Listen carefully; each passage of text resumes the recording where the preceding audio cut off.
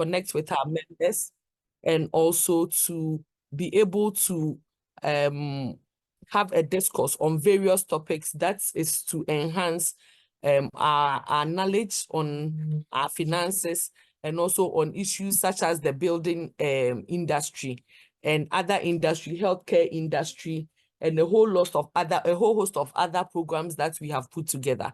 Today, we are going to be talking about mortgages and the housing industry. And I hope that we'll all be attentive and then listen. We'll be sharing a link on our YouTube, a link to our YouTube, and then a live YouTube session and a live Zoom session for those that will not be able to join after the 1,000 mark is linked. So we'll put it in the chat box. The CPD for the program is free. You don't need to pay for it, and anyone who joins will be able to get free CPD points for it. So thank you for joining us.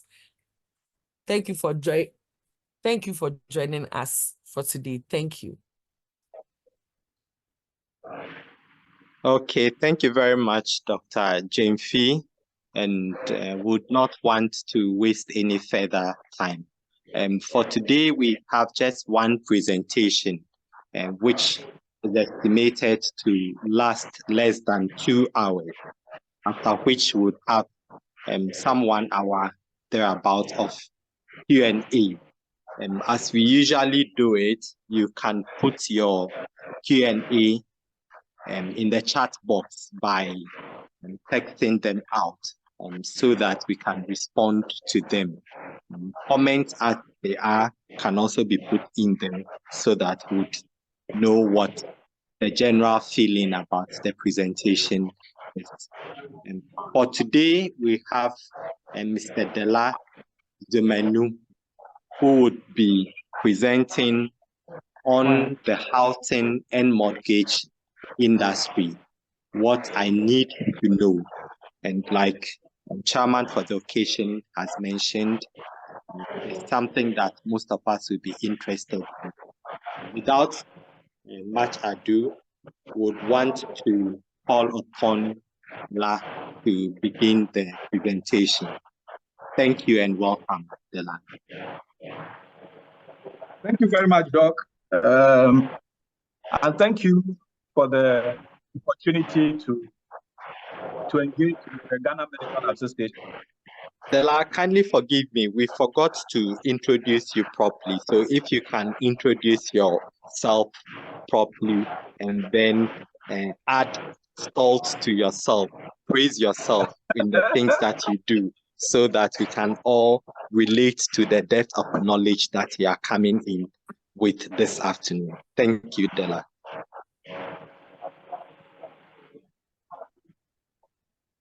Okay, so I believe somebody's microphone is on and giving us quite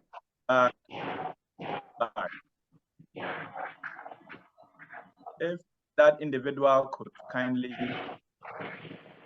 unmute so that we can have some clarity in our discussion.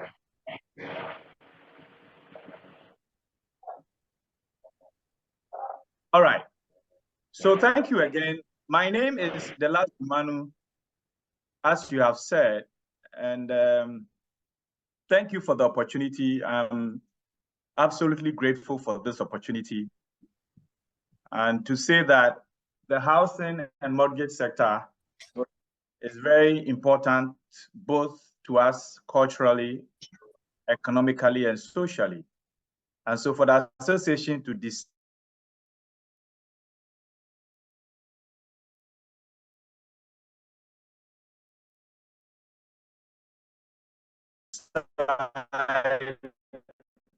to present to its members some basic facts with respect to the sector in Ghana, I believe is something that is good and right in its way.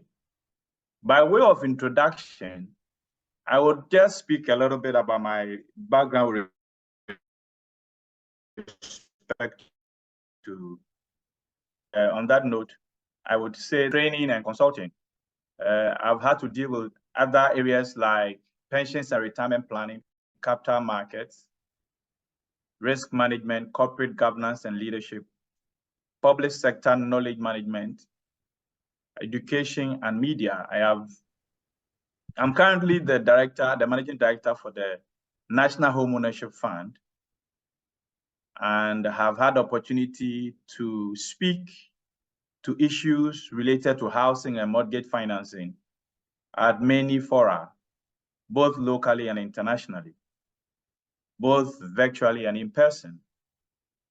I have spoken on the platforms of the DFID, now known as Foreign Commonwealth Development Office, the IFC, the World Bank, the African Development Bank, the AFD, local institutions. I've spoken on those platforms with the Teachers Association.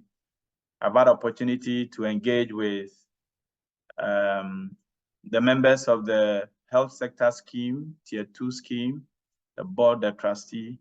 So I typically have had opportunity to speak at all these levels and on these platforms on many, many issues, including housing and mortgage financing. Thank you. So this afternoon, we'll be speaking about the housing and mortgage finance sector, typically trying to bring to the fore some of the things that we should pay attention to as individuals, even as an association, if we decide to go into anything related to housing and mortgage financing. So I'll just give you a few minutes, maybe 2-3 minutes, for you to type in the chat what your expectations are for this engagement. Just one expectation. We'll read just one or two of them, and then we can go ahead and look at what it is that I have put together to share with you. So whilst you are typing, I know some of you are wondering, do I know this voice? Have I heard this name before? Don't worry. I'm sure quite a few of you may have met me in different places, either in your consulting rooms or in places where I'm advocating for patients' rights, or probably in some classroom somewhere where you were teaching me something or I was teaching you something. Or probably we have met, on a more social grounds where we exchange some pleasantries or whatever it is. But I'm sure by the end of the session, I'll get to know quite a bit of you and a few of you as well from your questions and your interactions and all that. So I'm sure it'll be an exciting evening as we have set up. So I guess Dr. Otu is our moderator for today, right? Or is everyone? It's Dr. Akuta Ampao. I'm moderating. Okay, Doc. So if they are typing in, they could just be reading a few of the expectations for us. Sure, please go on. Yeah, so if anybody has typed in any expectation from the session, you could just read them out. Okay, Dr. Kotampo, I can read them out for him. Okay, that'll be great. Please go on. Yes. Yes, so we have the first one is from Charlotte, and she says to be able to secure a mortgage successfully through GMA. The second one is from Paul Frimpong saying that owning a home in Ghana now, should I buy or build? The third one is from Ahmed Bashirat, says how can one go by getting a mortgage in Ghana? Then Dr. Mo also says whether the property market is choked or not. That's what he wants to know. Is the market choked? No. Dr. Duyayede wants to know, he says, I want to find out the 3 most important things to consider when considering a mortgage option. Beautiful. And then Dr. Abba says, is it possible to get a mortgage on land? Then someone says, which is better, paying mortgage in Ghana cedis or in dollars? Then the last one is from Dr. Mensah. He says he would want to be informed on mortgage and the options he needs to be able to own his own house. All right. Okay, great. So thank you very much, Doc. Those are very exciting expectations. And by the end of the engagement, we are very hopeful that we'll touch on each of those areas so that everybody will leave this engagement very quickly. Okay, so then this is what I'm going to be speaking about. I'll give you a background and introduction to the housing and mortgage market. I'll look at the place of housing in our lives. I will give you a framework of the housing sector and its shareholders, stakeholders, and players. I will talk about what the data says. Data doesn't lie. Then I will have a discussion around affordability. There's a certain dilemma that people need to understand when we talk about affordability. Then one of the expectations about how to own a house. We look at some of the options available to you, and then considerations before you act. If you buy a house, what are some of the considerations?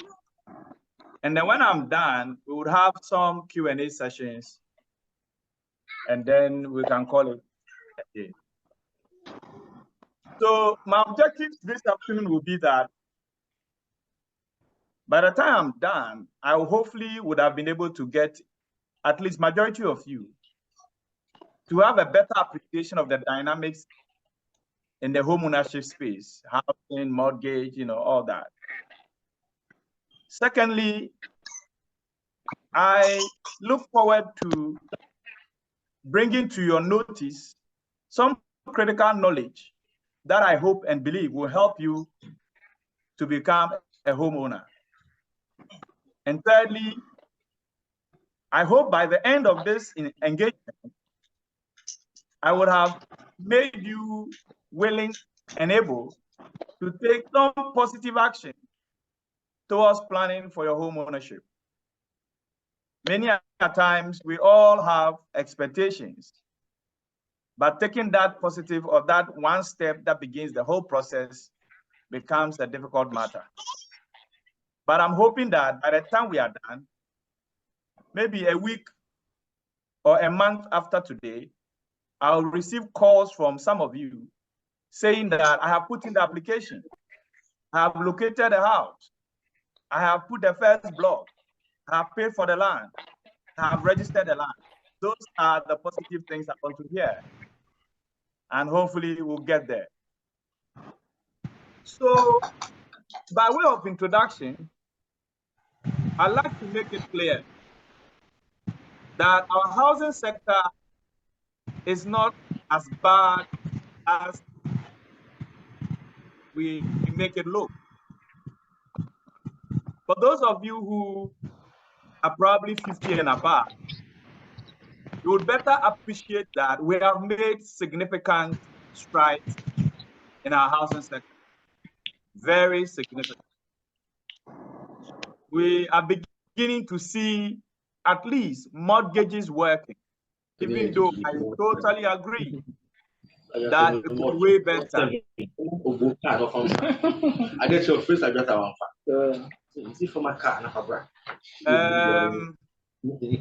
I think we are getting some background. Can we disable everyone else in the settings? Hey.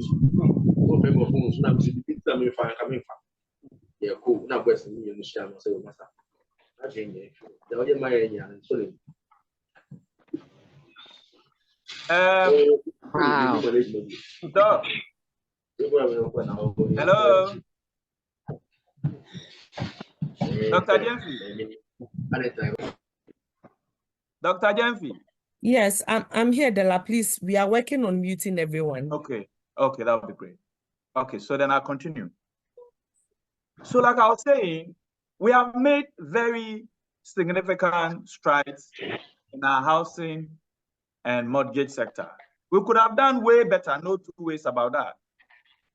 But we, from where I sit, I have received not less than 5 different countries come to our project site to come and learn. And some are from Liberia, South Africa, Kenya, they all come to learn. So it means that we are doing something right. I totally agree with you that we could have done way better. Today, we have skyscrapers in Accra, if I may call them so.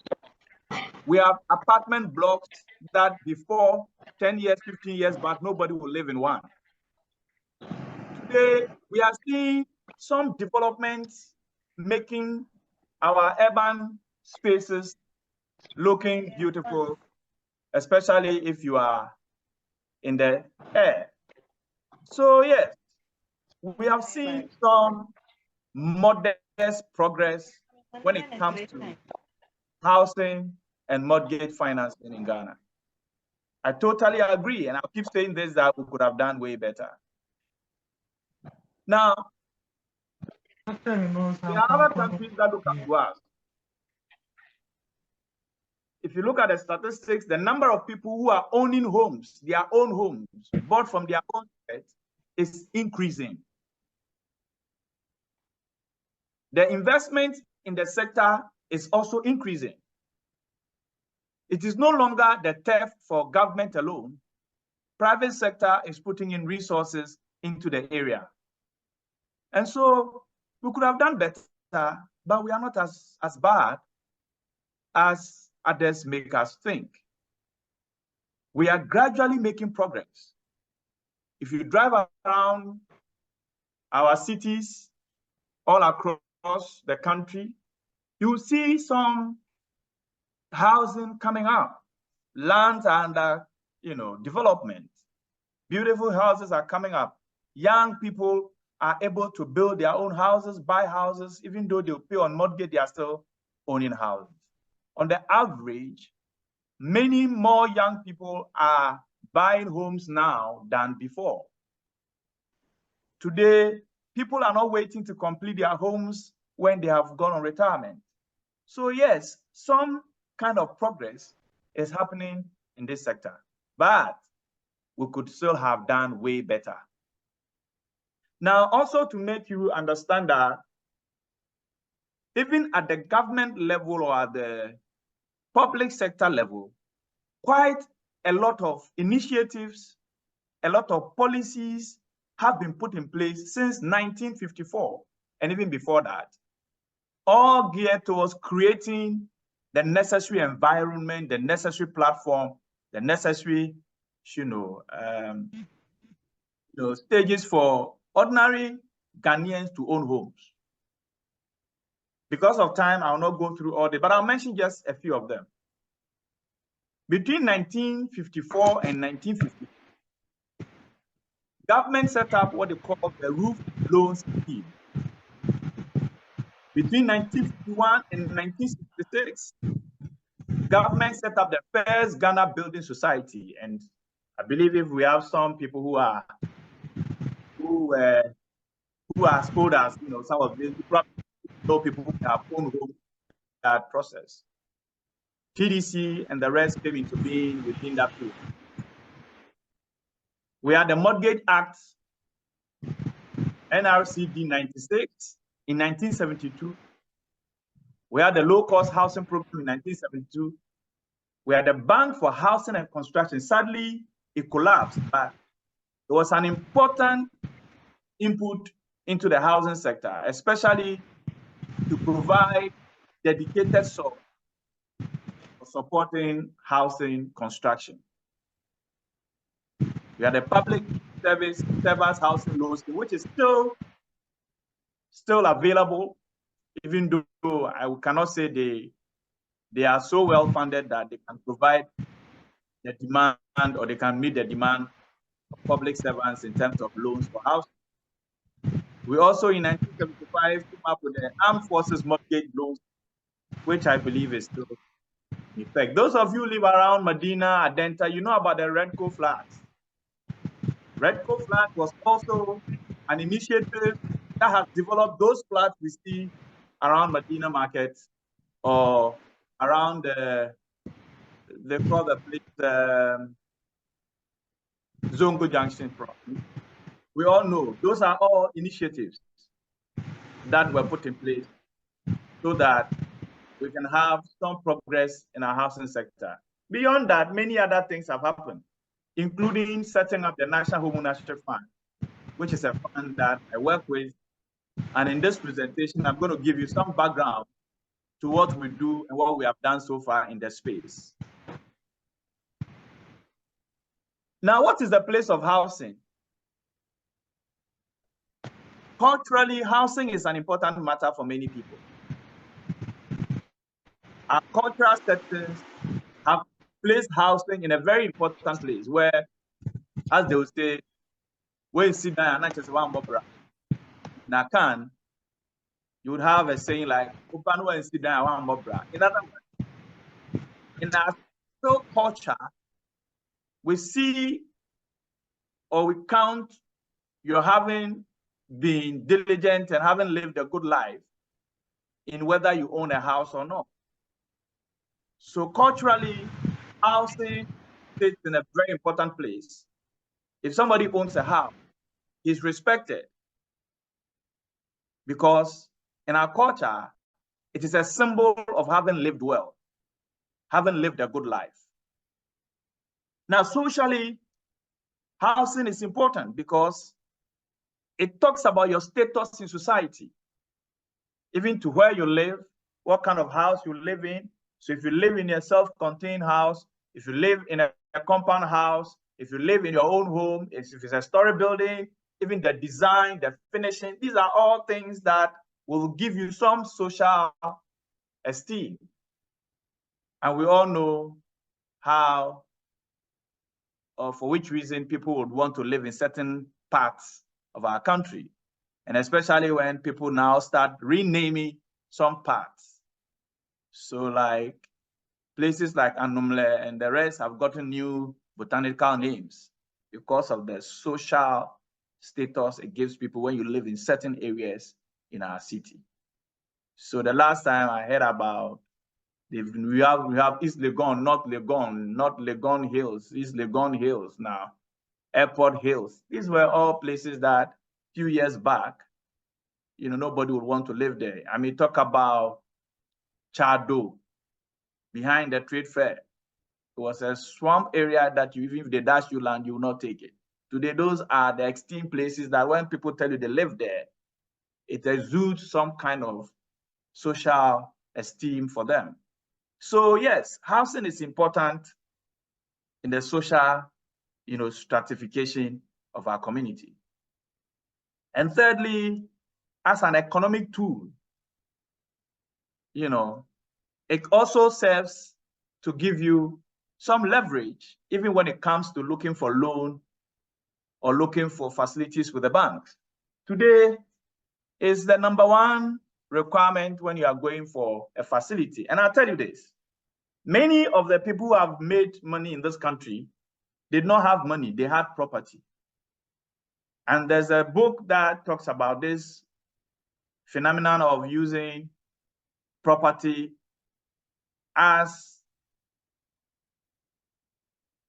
a leapfrogging into some economic power.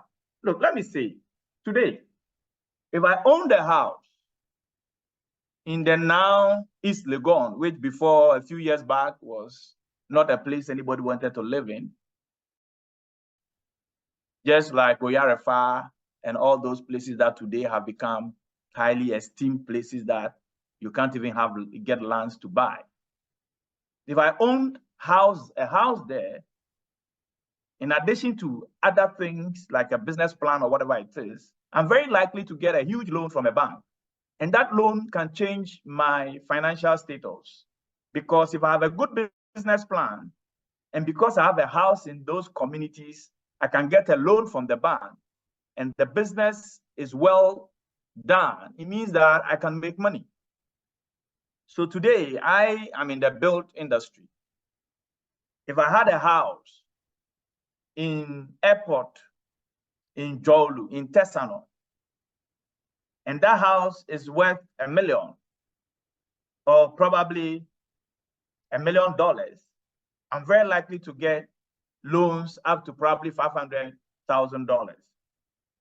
What that does for you is that You've just put that house down and you have gotten working capital, which can turn around your economic fortunes. So yes, housing is an important matter. A house does a lot for you. It puts you, or it gives you what I may call social capital. It also gives you economic capital, which can turn your life around. Now let's look at the stakeholders framework. Housing is an important and a very important financial market. It can create its own market, and in advanced countries, it has its own market of demand and supply. It deals with both external and internal factors. We have external environments and we have the internal environment, and of course the market. So what is the supply side of the market framework or the stakeholder framework? The supply side would naturally have all the players who will put a house up. So if a financial institution gives a loan to a developer, that financial institution sits at the supply side. The contractor who builds the house, the developer who coordinates the building, the suppliers of building materials, and all other service providers, the masons, the carpenters, the bricklayers, the tile layers, all those people will all fall under the supply side of the framework. Then you talk about the demand side. The demand side are those of us who look out for the market. We demand the products or the supply side product. So of course, the financial institution sits at the demand side because it probably will give people money to buy the houses. We have real estate investment trusts that have money that they want to buy real estate and use it for a financial, instrument. Then we have pension funds that have money sitting down there that they want to invest into the housing market. We have insurance companies that have taken our money on a promise and we want to invest that money into the housing market. We have investors who sit at the demand side and go into the market to buy houses and resell, or to buy houses that they may use for other, interests that they have. Now let's look at the market. The market is the interplay of the demand and the supply. And as you may know from your basic economics, when what we are demanding is what is being supplied, then we say we have equilibrium of the market. And you cannot always have equilibrium of the market, because if the two markets are not able to speak to each other properly, then you always have, the market not be in equilibrium, because sometimes the demand may be more than the supply or the other way around. In the market, we are matching. We are matchmaking because whatever the supply or whatever the demand, we must find people from both sides of the market who are willing to trade with each other. So what is the final product? The final product could be a house. This market could also be a purely financial market where you don't see a house, but you see financial instruments that underline houses. So for example, you can have a mortgage sitting in one bank, and that mortgage could be paid for by an investor, and that mortgage can be securitized, and it becomes a financial instrument that people will buy. It becomes a debt instrument that people will buy into and release funding from the market to continue to produce more. We have other players in the market like, the agents, the housing agents, the real estate agents. These are people that will help the market to work. We have all other parties that are interested in the market also playing in that market. We have the capital market, which is a place where, you know, all these investors and all the people who want money to build houses, you know, would normally go to see if they can match their interest to other people's interests. These markets do not sit on their own. They have other players who sit on the side of it and influence how the markets, you know, interact or how the markets go around. So we have the external environment, and we have two types of the players in this external environment. We have government as one of it. And what does government do? Government will normally develop policy, both legal and regulatory. Governments may decide to create incentives. Governments may decide to use tax policy to influence how the housing market goes.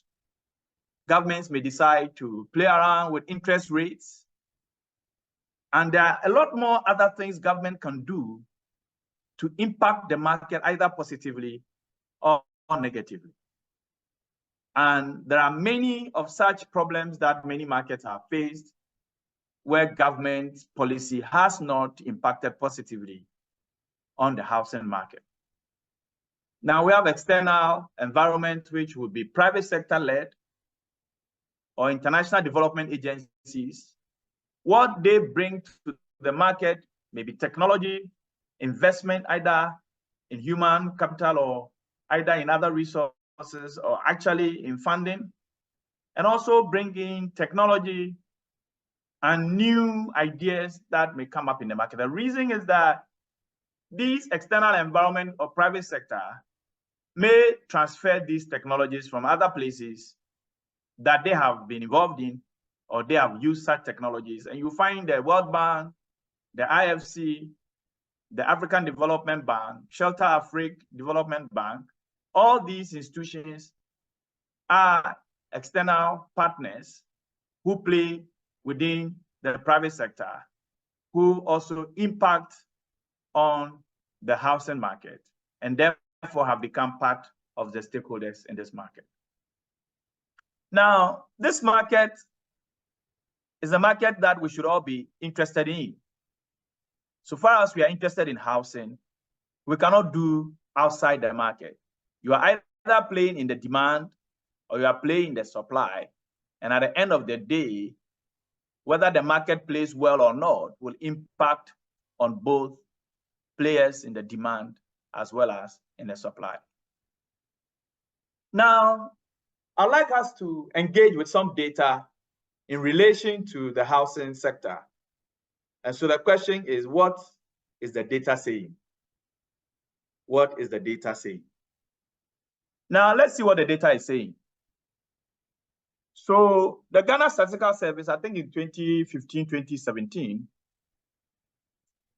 released what they call the annual household income data. And this data gave us some inclination or some eye into what housing affordability will look like. And they did this in conjunction with other housing sector players. So the Ministry of Works and Housing, I think the World Bank was also involved. And so I'm going to share with you some very staggering and interesting data.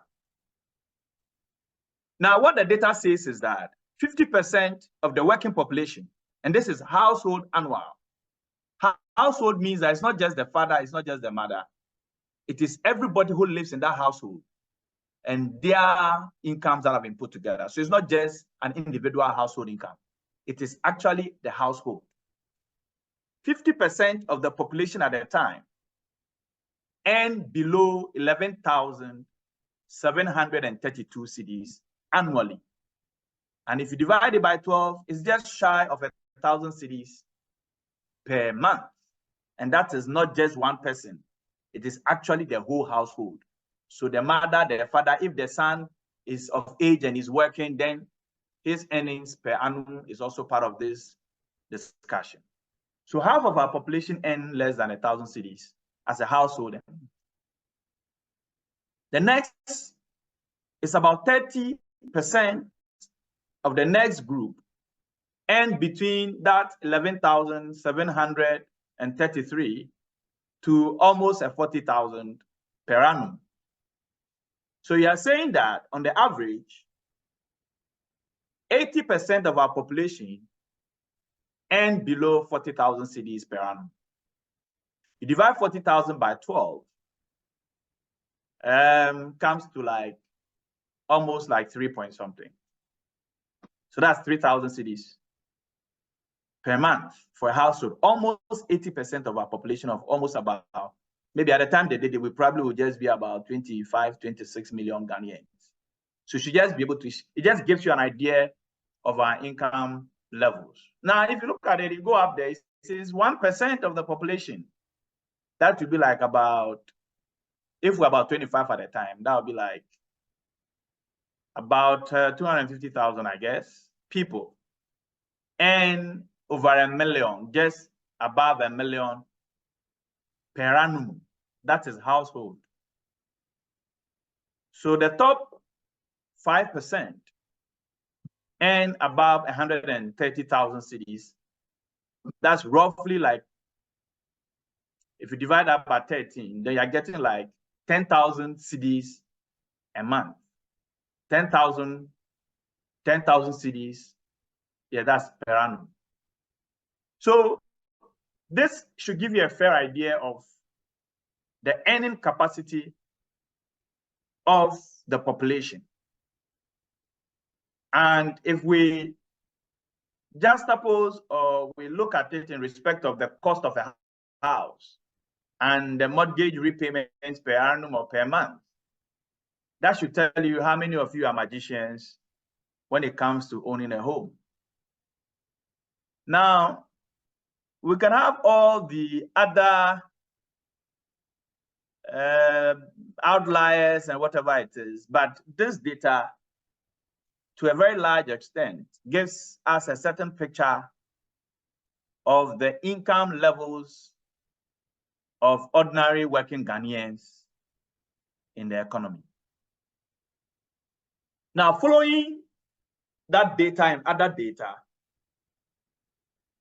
we have put together an income and affordability, analysis. And I'm going to share this with you. So if you look on the left side of this, you would see that what I've done is to aggregate the earlier income data I showed you. I put the first two together, that gives us 5%. And I'm saying that 5% of the population earn above 10,000 a month. Then 15% earn between 10,000 and 3,000 a month. And then over 80% earn below 3,000 a month. This is another way to look at the data I just showed you. Now, how does that translate to affordability? Look, no matter what the definition of affordability is, whatever they say, affordability is your ability to pay for a house and still be able to live without having issues. It's as simple as that. Some definitions talk about being able to spend 40% of your income on a housing, blah, blah, blah, whatever it is. We'll look at what the component of affordability is. Then you begin to understand it, because affordability will become subjective. So it becomes very difficult if we are trying to define what affordability is. And I just shared this with you. Now, if two people earn the same amount, let's say we all earn 1,000 cedis, and we are all looking for a house that costs the same house, same price, say 200 cedis for the house. We all earn 1,000 cedis and then 200 cedis. Now, between the two of us, if we use the conventional definition that, 40%, blah, blah, blah, then that house may not be affordable to either of us. But the moment one party decides that, I want to pay for the house over 30 years, as against the other party wanted to pay it over 10 years, all of a sudden, that singular decision of the other party to want to pay it over 30 years immediately makes that house affordable to that individual, even though both of them have the same salary and are buying a house of the same price. What has changed here is duration. And of course, we also admit that it will mean he will pay more interest at the end of the day. That's okay, that's true. But what it means is that his repayment per month becomes manageable as against the other party who wants to pay it in 10 years. So we cannot define affordability just like that. We need to consider other inputs or other components that may define affordability. So what we have done, this is another data that says that based on the price of a house and based on the income levels, they say 5% who earn 10,000 and above a month, they can afford a house without anybody giving them any help. So those are the top 5 percentile of the population who can walk into a bank or can walk into a real estate office and buy a house without needing to call for any help from anybody. They have what it takes to buy a house, and they are only 5% of the population. There's another 35% of the population who cannot afford a house no matter what we do. Unless we dash them a house, they can never afford a house. Then we have about 60% of the population who will need help in order to own a house.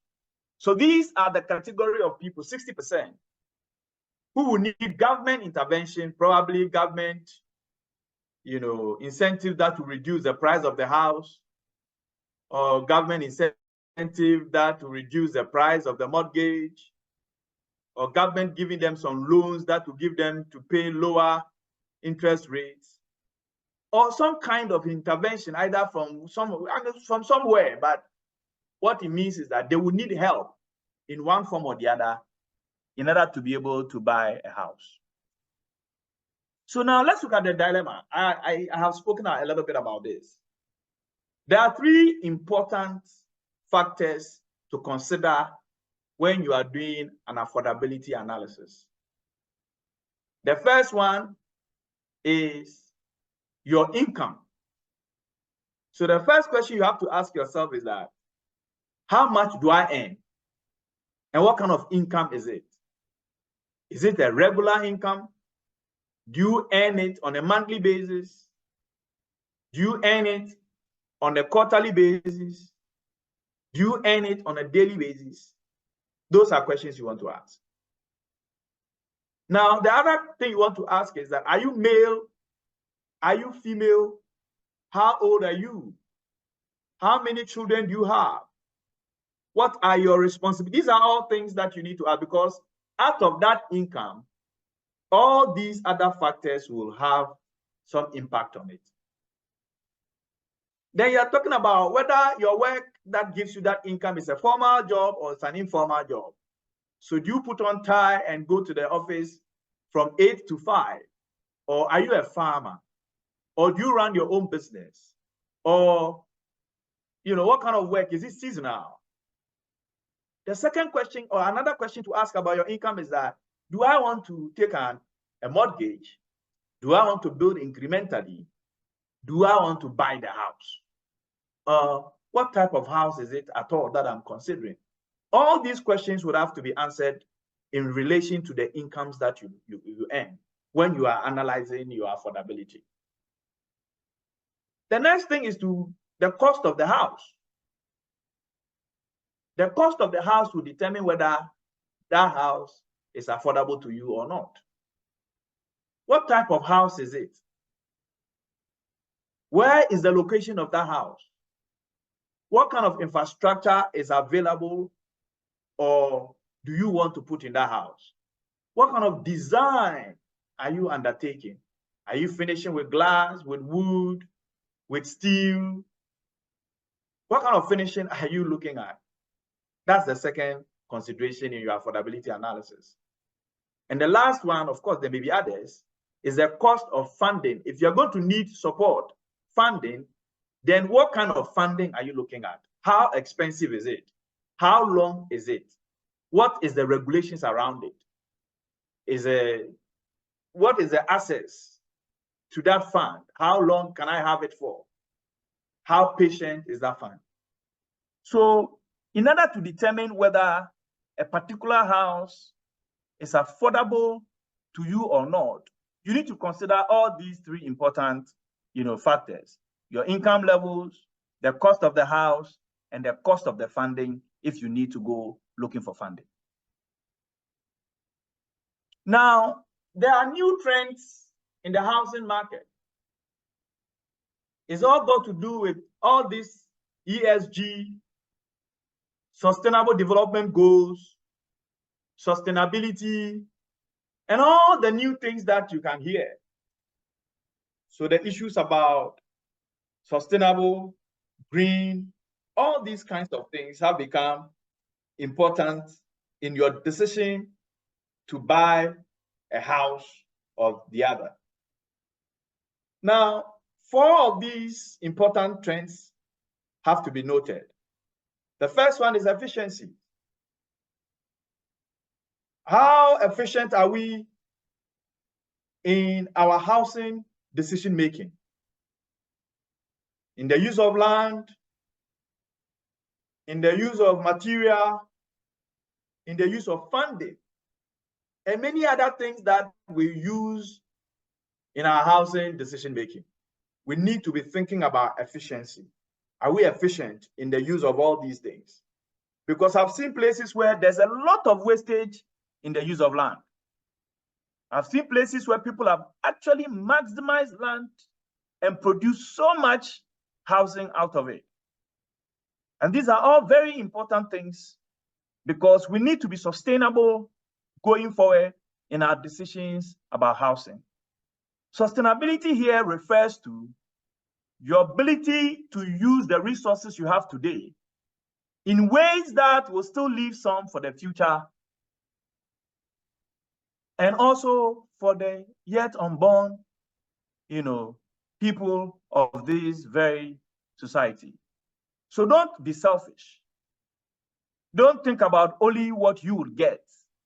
In every decision going forward in terms of housing, you must be thinking about how to harvest rain, how to maximize on the weather or the sun, how to make use of materials so that you don't waste, how to make use of land spacing, and all these kinds of things. It will mean the type of material you use, it will mean the type of finishing you use. All these things are important when you are thinking about a house today.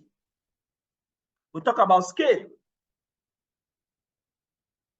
How big do you want to build today? And this is something I keep saying, that if we look back at the houses built by our fathers, our aunties, and our uncles, our grandfathers, we can see and we have to learn.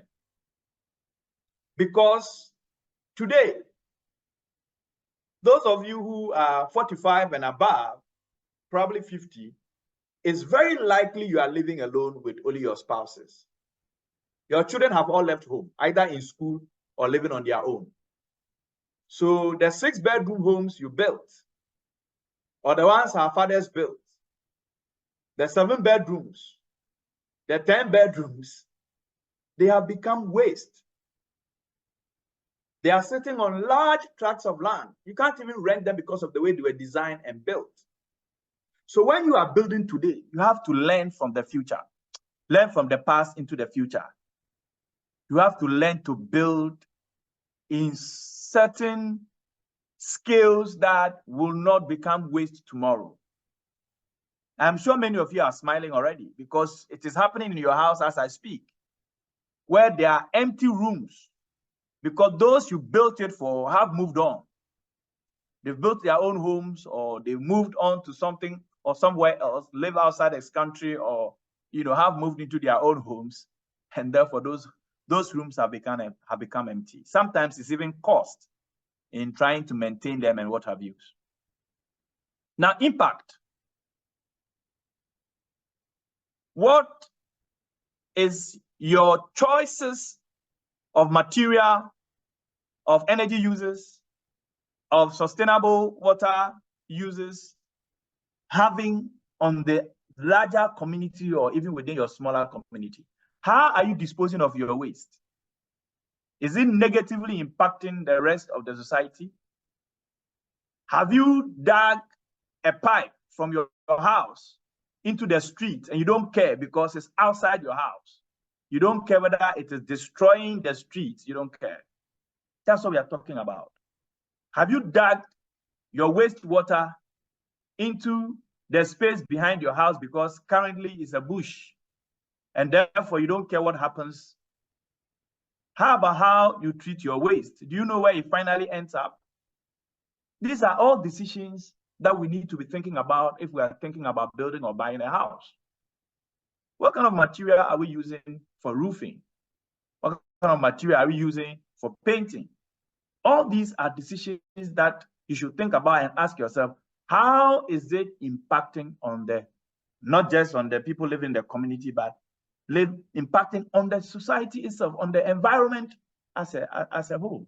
And so today, if we are talking about climate change, we are talking about sustainability, we are talking about green, it's just because we want you to begin to think through your decisions when it comes to building and designing your homes. Now, you also need to be thinking about access if you are thinking about building in the 21st century. We are talking about access to funding, access to the capacity. We are all complaining today that the local artisans are not skilled enough. And many of you who have attempted to build houses of your own ended up using artisans from Lome, Togo, Benin, because we claim that they have more capacity, they are more skilled. We need to begin to create the access so that our local artisans can learn. What is access to land? How are we maximizing the use of land? How difficult is it for people, especially real estate developers with investments? How easy is it for them to have access to land? What about our markets? Do we have markets that are properly developed that people can walk in there and put their houses through the platforms that are available? What about access to information on our market? On the supply side, on the demand side, is there information for people to use? Even you listening to me today, there are times you need information for your decision making. You want some tile, where do I get it? I want some paint, where do I get it?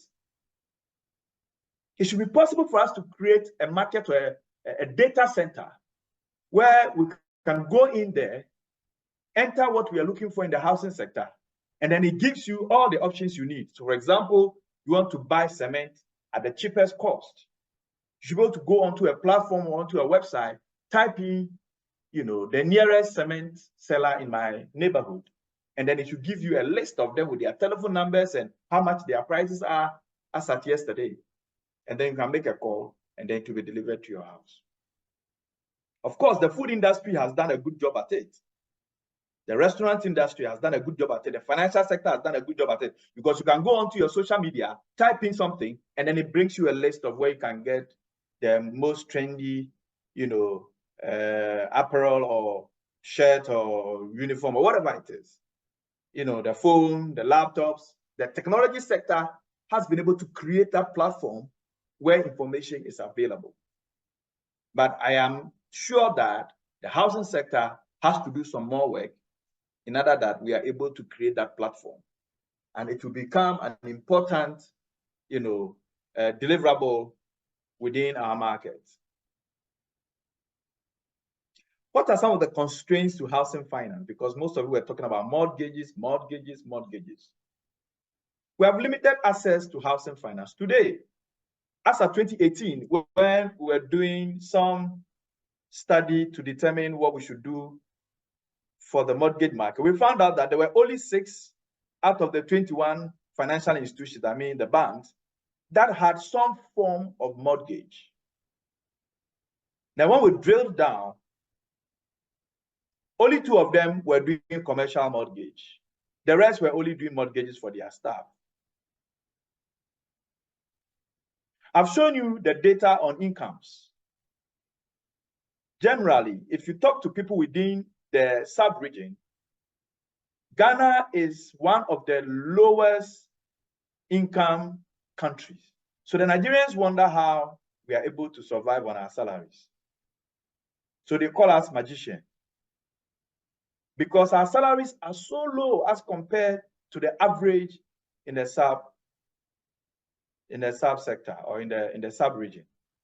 So no wonder there are strikes today, there are strikes tomorrow, and on the average, labor agitations are underwritten by almost 80% being issues with income levels. The other constraint is the cost of financing. Very high cost of finance. If I say cost of financing, I'm talking about the interest rates we pay on the mortgages and the housing loans that we take.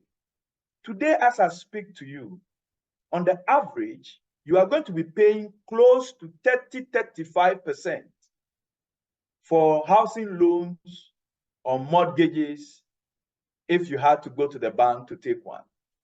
In addition to bringing all kinds of collateral or all kinds of guarantees. And so half of us, more than 80% of us, have been priced out of the mortgage market because 1, the access is low, 2, the incomes are low, and 3, the cost is high. So I recall when we were doing some work with the GMA, and some of you filled some of our survey, forms, and were asking us wanted to know whether you qualify to take a mortgage. And interestingly, when we ran the numbers, majority of the doctors looking at your salaries may not be able to take mortgages, especially based on the interest rates and also the tenure. And so, like I said earlier, tenure, which is the number of years available, interest rates, and amounts could become important factors in determining who can take a mortgage and how much you can take. Now, lack of access and affordability of funding, we've talked about affordability dilemma, we've talked about the components, and so you can tell that, some of us may not be even though the house may look, well, not badly priced, like a 450,000 or 500,000 2-3 bedroom house, on the outskirts of Accra, but you may not be able to afford it based on some of the constraints we've spoken about. Now, another constraint is the complex legal and regulatory framework. On the side of the banks, the Bank of Ghana has certain requirements that the banks must meet before they can issue or give out mortgages. Today, there's something they call ESG policy. ESG is environmental, social governance. Today, banks have to look at whether the loan they are giving you is going to be applied in a more sustainable way before they give you that loan. All these regulations will price half of us off the market. The legal requirements, if you should default, the banks are saying that they are not a legal entity. In other words, they are not a legal firm. Secondly, they are not a real estate company that if somebody defaults, they go to court. Some spend as much as 5 years in court trying to get court approval to sell your house. Sometimes even to serve you notice or court papers is another matter. Some of them have actually had physical risk to their employees in trying to sell your houses that you have defaulted on. And all these do not make it or do not incentivize the banks to want to put their resources in the mortgage space. So what we are looking forward to do going forward is to create very easy regulatory framework, legal framework, so that the moment you sign up for a mortgage, the bank does not need to go to the court to get a warrant or to get a legal release to take or sell your house. Requirement for collateral before they give you a loan. And I can understand why the bank would need a collateral so that if you default, they can fall on it. And sometimes, not sometimes, I think one of the biggest problems also is how difficult it is for us to register housing or landed property in this country. Sometimes it could take you years and that process has not truncated. And the banks may need to register interest in those properties for collateral before they can issue you a mortgage. And if they cannot register it within a day or two, and it takes years, then it means that your mortgage is taking years to be released. Now, how do you own a house? You own a house by either building it yourself. So you are in charge of the building, you do everything by yourself. You are at the site. So most of you over the weekend go to site to go and see how the house is progressing. They'll give you a call that cement is finished, iron rod is finished. You go and you think that, oh, by now they should have been at roofing and still they have not roofed. So if you are self-building, it comes with all its excitement and challenges. The second way to own a home is to outrightly buy or purchase that house. Somebody has built it, you walk into the site, you point to the third house and say, I like this house. You go in there, you check everything in there, you like it, you pull money out of your pocket, you pay for it, and the paperwork is done. You buy it outright. The third is to do a mortgage, and that is to go to the bank and say, bank, I've identified the house, I like it. I want you to give me a loan to go and buy it. We all know, most of us have attempted a mortgage in our lives before. So we know what the requirements are. We know what is required of us. And so you go through the process and the bank requires so much of you. Fill this form, bring this data, bring this information, all kinds of things. Sometimes the process could take you a year and you are still not even halfway yet. So you can also buy a house through a mortgage. In other places also, within a month, the processes are done.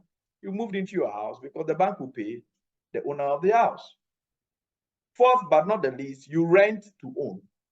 Sometimes there's another means where you rent a house, but over a certain number of years, you can then decide to own that house. And then there are processes or procedures that you go through to move from a tenant into an owner of that house. Now, somebody asked a question about whether to build or to buy. So you see on my left-hand side, that's a proper to build. It takes time to do it. But to buy, you don't need to know when they started or how they started. So far as the house is ready, you go and inspect it. If you like it, you pay for it, or you find a mortgage to pay for it and you move on. Now, I'm not going to answer that question directly to say you buy or you build, but I'm going to share with you what you need to go through in order to build a house, and also what you need to go through in order to build a house, so that you can take that decision based on other information I'm going to supply to determine that where you sit or where you are currently, you have reviewed your personal circumstances and you believe that you have what it takes to build or you have what it takes to buy. So steps to building a house. These are not comprehensive. Some of the steps may have other steps inbuilt in it. So let's look at the main things. Some, depending on who is doing this, they may add other things or take away other things. But generally, these 8 steps are steps that you may deal with in one way or the other. The first one is that you need to secure a land and do all the due diligence that there is. So go to the lands to be sure the person who is selling the land to you is the actual owner of the land, to be sure that nobody else has an interest in the land. You know, when that is done and you are sure that the person seeking to sell the land to you, per your due diligence from the Lands Commission or whichever area you go and do it, but Lands Commission is where to go. Then you can be sure that the land is without any encumbrance. Therefore, you can go in there and secure the land. Because without a land, you cannot build a house. Number 2, After you have secured the land, I believe the next thing to do is to agree on a design and cost that design.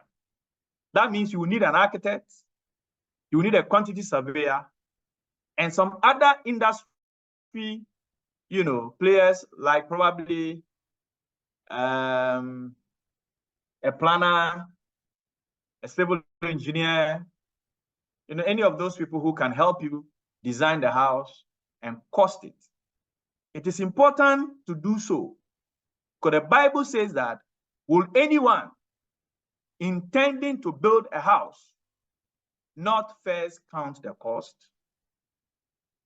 Don't start building a house when you don't have an idea of what it will cost you to build it. Because if you understand the cost, you could also redesign, because some designs are just aesthetically expensive. They are complex for nothing. And so even the roofing alone, if you change the roofing, it could really, really reduce your cost. And so it's important that you have a design and you cost the design. The third thing to do is to get all the necessary permits. So you go to the district assembly that you are building in, you show your designs to them. They will actually give you the building permits you need, you pay for it. You do environmental protection agency will come and see whether your building is not going to create any environmental issues. You have to do geophysics and get all the necessary players within the sector or within the assembly in whose catchment area you are going to be building. You need to get all the permits. Of course, I agree that sometimes it takes forever to get these permits. So most of us will start building. When the assembly people come and write, stop work on it, we'll go and see them, we'll give them something. Or even the day they are coming to carry your tools away, you meet with them, give them something, say, I'll come to the office and come and see you. When they leave, you continue building. About 80 to 90% of us are living in homes that we built without any permits. Today, if the assemblies should come around to demand your permits, many of us will be found wanting because we did not seek permits before building our homes. But I think it's something we should do, because it helps you be able to actually know whether where you are building the house is designated for a residential or a commercial, or it's even an industrial area or whatever it is, because the assemblies have their master plan with all the zonings that have been done. And also sometimes they are able to give you input into your design and things that you should change, things that you shouldn't do. And sometimes they are able to even help you with the structural integrity of the designs, looking at how it has been done. The reason is that most of us don't use architects in designing. We use draftsmen, masons, and sometimes we design ourselves. And when that happens, if you go to the assembly, they have professional architects and QSs and what have you.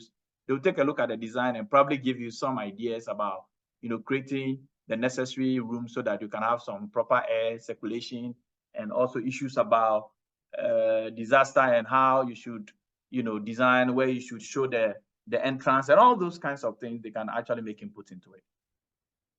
When you've secured the land, your design and everything is all right, you've gone for permit and everything, then you must find a contractor or the builder.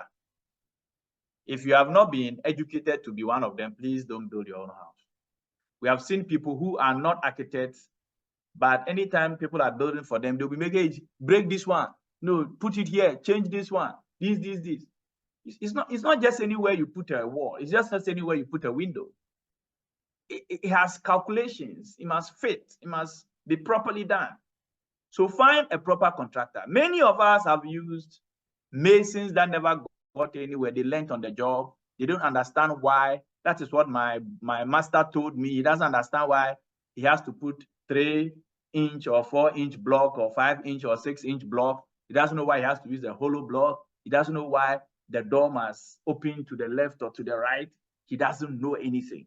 So my advice to you is that you don't want to put in so much resources and go and use somebody who doesn't understand the industry.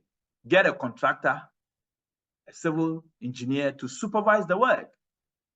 Or better still, get a mason who will be supervised by either the architect or the civil engineer, so that your building can be properly and professionally built. There are some very minor inputs that the professional will make, which will significantly impact on the structural integrity of that building. And you may just pay a few more thousands to get that professional eye, rather than paying a lot more thousands when that house collapses or when that house turns out to be something you cannot live in. Now, after you've gotten the contractor to do the building for you, you need to decide what methodology you're going to use in your building. I'm talking about you building on your own. So there's something we call labor only. What labor only means is that you are engaging only the labor of the contractor or the builder. You are going to buy all the materials, from sand, gravel, cement, tiles, paint, roofing, everything else, lights, everything else, you have decided to buy it. So there are many ways to do this. You can actually, based on the cost, give out a contract to the developer or to the builder and say, look, it's going to, or if both parties agree that when I build this house for you, it's going to cost X amount. And then you can break it down and say, when you do the foundation, I'll pay you this to do the foundation. I'll pay you this to do the structure, the superstructure, and I'll pay you this to do the, you can have an arrangement like that. Or you can decide that all I'll pay is labor. Even the labor, you can actually do it by day or by contract. So, okay, so you are doing the foundation for me. How much will you charge me? He says, okay, to take me 3 weeks, I'll charge you 2,000 cedis for doing the foundation. Meanwhile, you are buying everything they need. So they need sand, they need gravel, they need cement, they need water, they need cement, they need what do you call it, blocks. You buy, they need iron rods. You buy everything for them. They only charge you for the labor. That's the way to look at it. The other way is what I've said. You do a full contract at cost, so that as and when they build, you pay. And then at the end of the day, you agree on fluctuation. If there's any fluctuation in the cost because you have not built within a certain period, then you do that. You can also agree on a construction plan and milestones that, look, I want this house completed in 2 years or in a year. Every 6 months you do this, 3 months you do this, 5 months you do this, so that you are able to also mobilize funding according to the milestones that you have. Then you need to find the money. So now you know how much it will cost you, you know how much the labor will cost, you know how long it will take to build a house. You need to find the money. Either you take a loan, or you have your own resources, or you have a plan such that every quarter you're going to get some money, or you have some investment that will be returning quarterly. You want to plug back into the building. All those things are things that you need to find. And then when all these are sorted out, finally, you must start the building. And like I said earlier, there are stages to the building. The site preparation, weeding, clearing the site, all those things, you clear the site. Then you do a substructure, which is what we call it a foundation. Based on the design, they do the foundation, they put in the necessary, iron rods, they put in the necessary concrete and everything, and give you time for it to cure. And then you do the structure. The structure is actually putting the blocks on the foundation to your lintel level, and then making sure that everything is properly done. Then you do the superstructure, which is putting the roof and the ceiling and all those kinds of things. And then whilst you're doing that, you're doing your mechanical, engine, electrical, and then plumbing. What you do with all that, it could be done, some could be done at the substructure, some could be done at the structure level, some could be done at the superstructure level. But whilst all these stages are going on, the necessary mechanical, the necessary electrical, and the necessary plumbing work is being put in place. When all that is done, then you move on to the finishing stage. The finishing stage is where you fix all your fixtures. So your lights, your washrooms, your sinks, and all those things are all part of it. So your doors, your windows, your glass, your tiling, your painting, and all those things are part of your finishing. And then after you're done with all that finishing and you're beautifully looking at your house, then you go to what we call the externals. The external is actually looking at whether you want to tile your driveway, you want to do what kind of wall do you want to put up, You know, do you want to do some grassing? They call it, there's a name for it. You do all those things, and those are your externals. And then you snag. You need to also now go back and see whether everything has been done properly, whether there are cracks, whether there are malfunctioning equipment or malfunctioning finishings you've done, whether there are any breaks anywhere. All these things you have to go back so that the contractor can go and correct them and everything. And then, of course, you move in when the house is fully done. And so this is some of the stages you go through if you have to build for yourself. Now, let me move quickly to the next level, which is if you have to buy the house.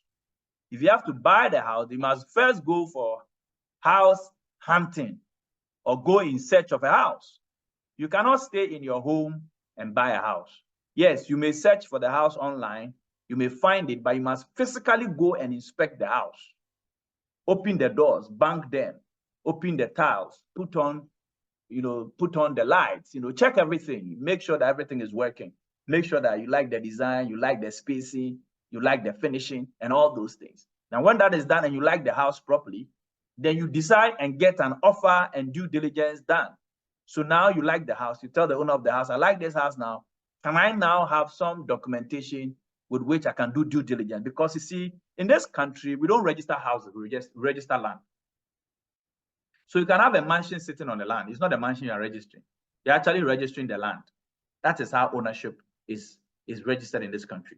So even though you are buying the house, you want to make sure that the land on which the house is sitting, that land is duly registered or it belongs to the person who is selling the house to you.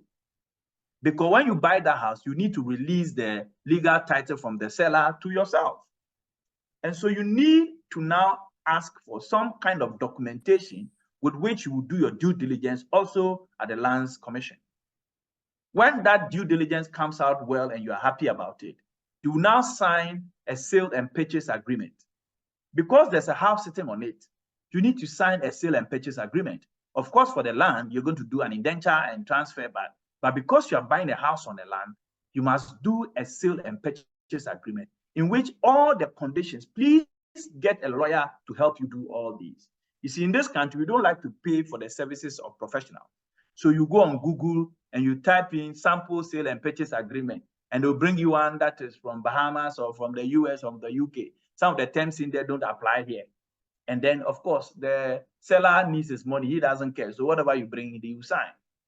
But ideally, you should get a lawyer who is well-versed in our housing, laws, and let them draft a professional sale and purchase agreement for you with all the conditions that needs to be there, so that when you sign it off and there's any problem tomorrow, that contract can help you be able to redeem the house. Now, when that is signed, of course, you must make payment and get the documents that comes with the house. And the moment the document is given to you, you must start the transfer process to transfer the land on which the house is into your name. Remember, you've done the due diligence and you are sure the house belongs to the person who is selling it to you. Yes, we should be done pretty soon. Now, we are very used to brick and mortar in this country, but there's a lot of new building technologies that are coming into our market. What we have found out is that there's quite some resistance when it comes to, buying into these new technologies.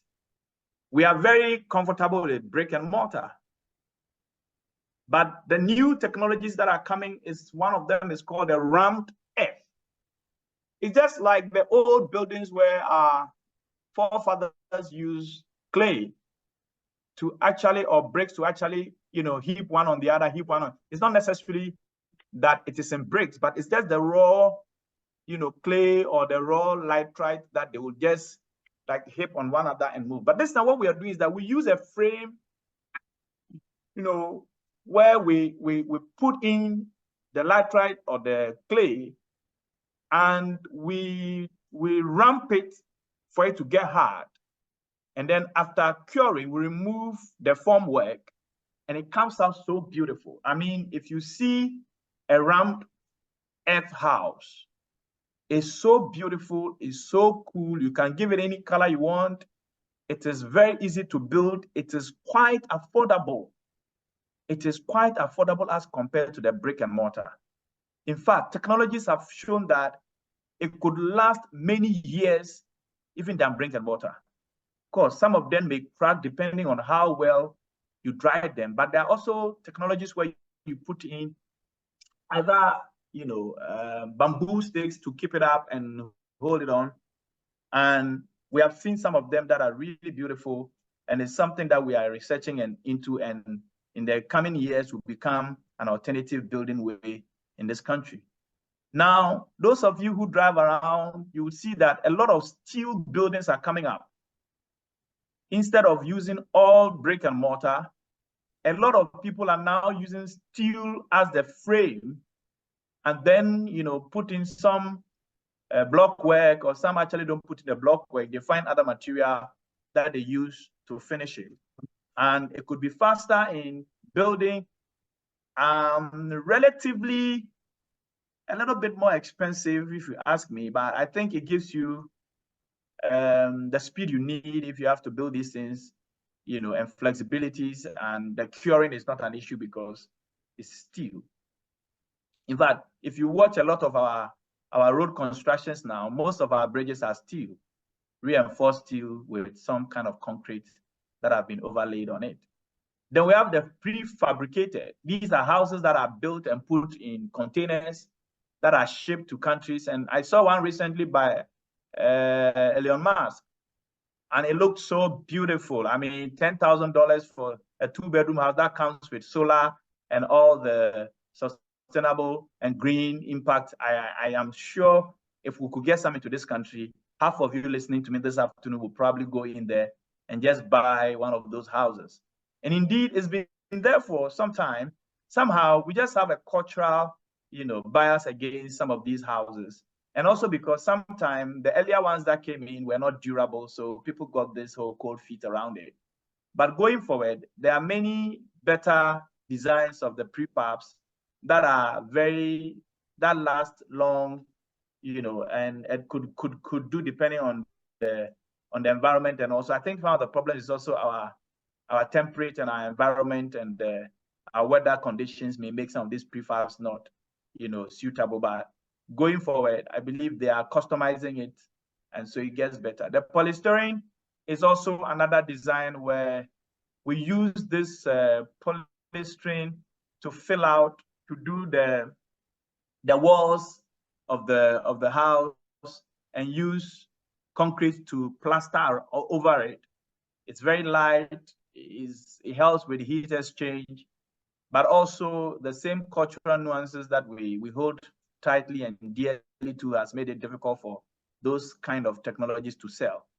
Indeed, going forward, we may have to begin to examine some of these new technologies, because we're looking to build faster, build sustainably, and build cheaper. And so we need to begin to look at some of these technologies going forward. Right. So what are the things one has to consider before deciding whether you want to build or you want to buy? I recall when we're asking for people to tell us about their expectations, I got about 2 or 3 of them that were saying that they want to be able to decide whether the right thing to do is to buy or is to build. Now, I am not going to tell you whether you should build or you should buy. I believe I've given you some of the steps that are involved in both stages. Now, I'm going to tell you some of the things you must consider in taking that decision. The first one is location against cost-benefit analysis. What is the purpose for the house? Is it a house that you want to live in whilst you work now? Or is it a house that you want to live in when you retire? Is it a house you want to use as an investment vehicle? You want to rent it? Is it a house that you want to use for holidaying or for weekending? These are all very important things you need to consider. That's when location and the cost becomes an issue. Because if you are going to live in it now, then your location and its proximity to your workplace is important. Because I've shared this with people, I'm saying that, look, I had a friend who lived in Kaswa. She wake up at 4:30, and must leave her house before 5, or else she'll be late for work in Accra. She could stay in the traffic for 2 hours going, 2 hours coming. She hardly had any rest. She never thought about the cost to her health. She only thought about how cheap it was to have a house rented or bought a house in Kaswa. So I had a discussion with her, we did the math. Today, she lives in Accra in a rented apartment. She leaves her home at 7:30 and gets to work within 30 minutes. She now does not have to wake up at 3 or 4 o'clock. Her fuel consumption has gone down. She does not have to spend 2 hours sitting in traffic and the health implications on her life. She now can spend time to do homework with her children because by 6:30, she's at home when she leaves the office at 5, even sometimes even earlier. And so she was not doing herself any good, not even in terms of the cost, because she was not putting price or cost to some of the intangibles. So it is important to look at the location, do your cost benefit analysis, and what the purpose of that house is to you before you decide whether you want to build it or you want to buy. Look, if you are going to own a home for the purposes of renting it, I don't think you should go and buy. The design should be different. The inputs and the materials must be different, because look, I've seen people rent homes and they no longer want to see those homes after the tenants have left. So if actually you're going to build a house to rent, I don't think you want to invest into high-end tiles and high-end finishing like doorknobs, like all those kinds of things. Because the guy who is going to live in that house as a tenant may not appreciate all that cost you put in there. So those are things you need to think about. Location one, because the cost of the land will be determinant on the location where the house is. If you're buying land for the purposes of investing or living in it by yourself in Accra, Central Accra, you know how much it costs. The second consideration is means of delivery. How are you buying or you are building? Those are things you need to also agree. Because the means of delivery will mean whether you are buying, if you are building yourself, all these things will matter to the decision. The type of financing, are you self-financing? Are you paying one time for it? Are you using a mortgage? Are you building incrementally? These are all things you also need to agree on. And finally, what kind of design are you going to be building? What look and feel are you looking at? What type of design, number of bedrooms, type of material and finishing? These are all things that you need to put paper to pen and take one of the other and say, look, the location is going to be outskirts of Accra. The means of deliveries I'm going to build myself. The type of finances are going to be self-financing and incremental. The design is going to be a simple 2-bedroom apartment without any boys' quarters or whatever it is. And the number of washrooms, the number of, all these things are going to be important in deciding whether to buy or to build. So here we are. You have to take that decision. What will you do? Will you build or will you buy? Now, I want to give you a few minutes for you to decide based on all that I've said. And you can put this in the chat, whether you will build or you will buy and why. Dr. Jeffy, just give me some 3 minutes and you can read out to us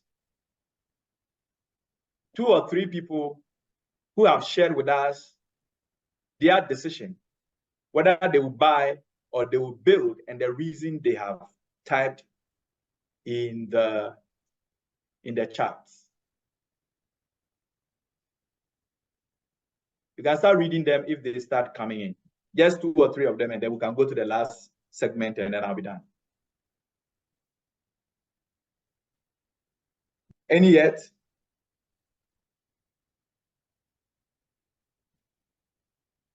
Dr. Jamfi? Okay, it looks like Dr. Jamfi can't hear me, so I'll continue. No, nobody has put any comments in the Q&A or chat yet. Okay, so we'll continue. So how do you want to own a house and why? So that's what I'm asking you. Do you want to own or do you want to build? So we'll be waiting for now.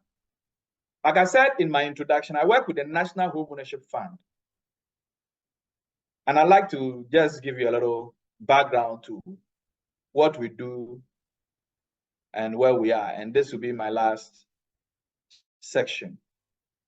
So the National Home Ownership Fund It's a limited liability company set up by the government of Ghana with a mandate to work with the demand side to create innovative financing for house or home ownership.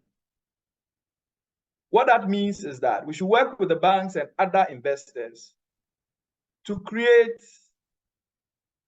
incentives that will make banks provide funding sources for ordinary Ghanaians to own homes.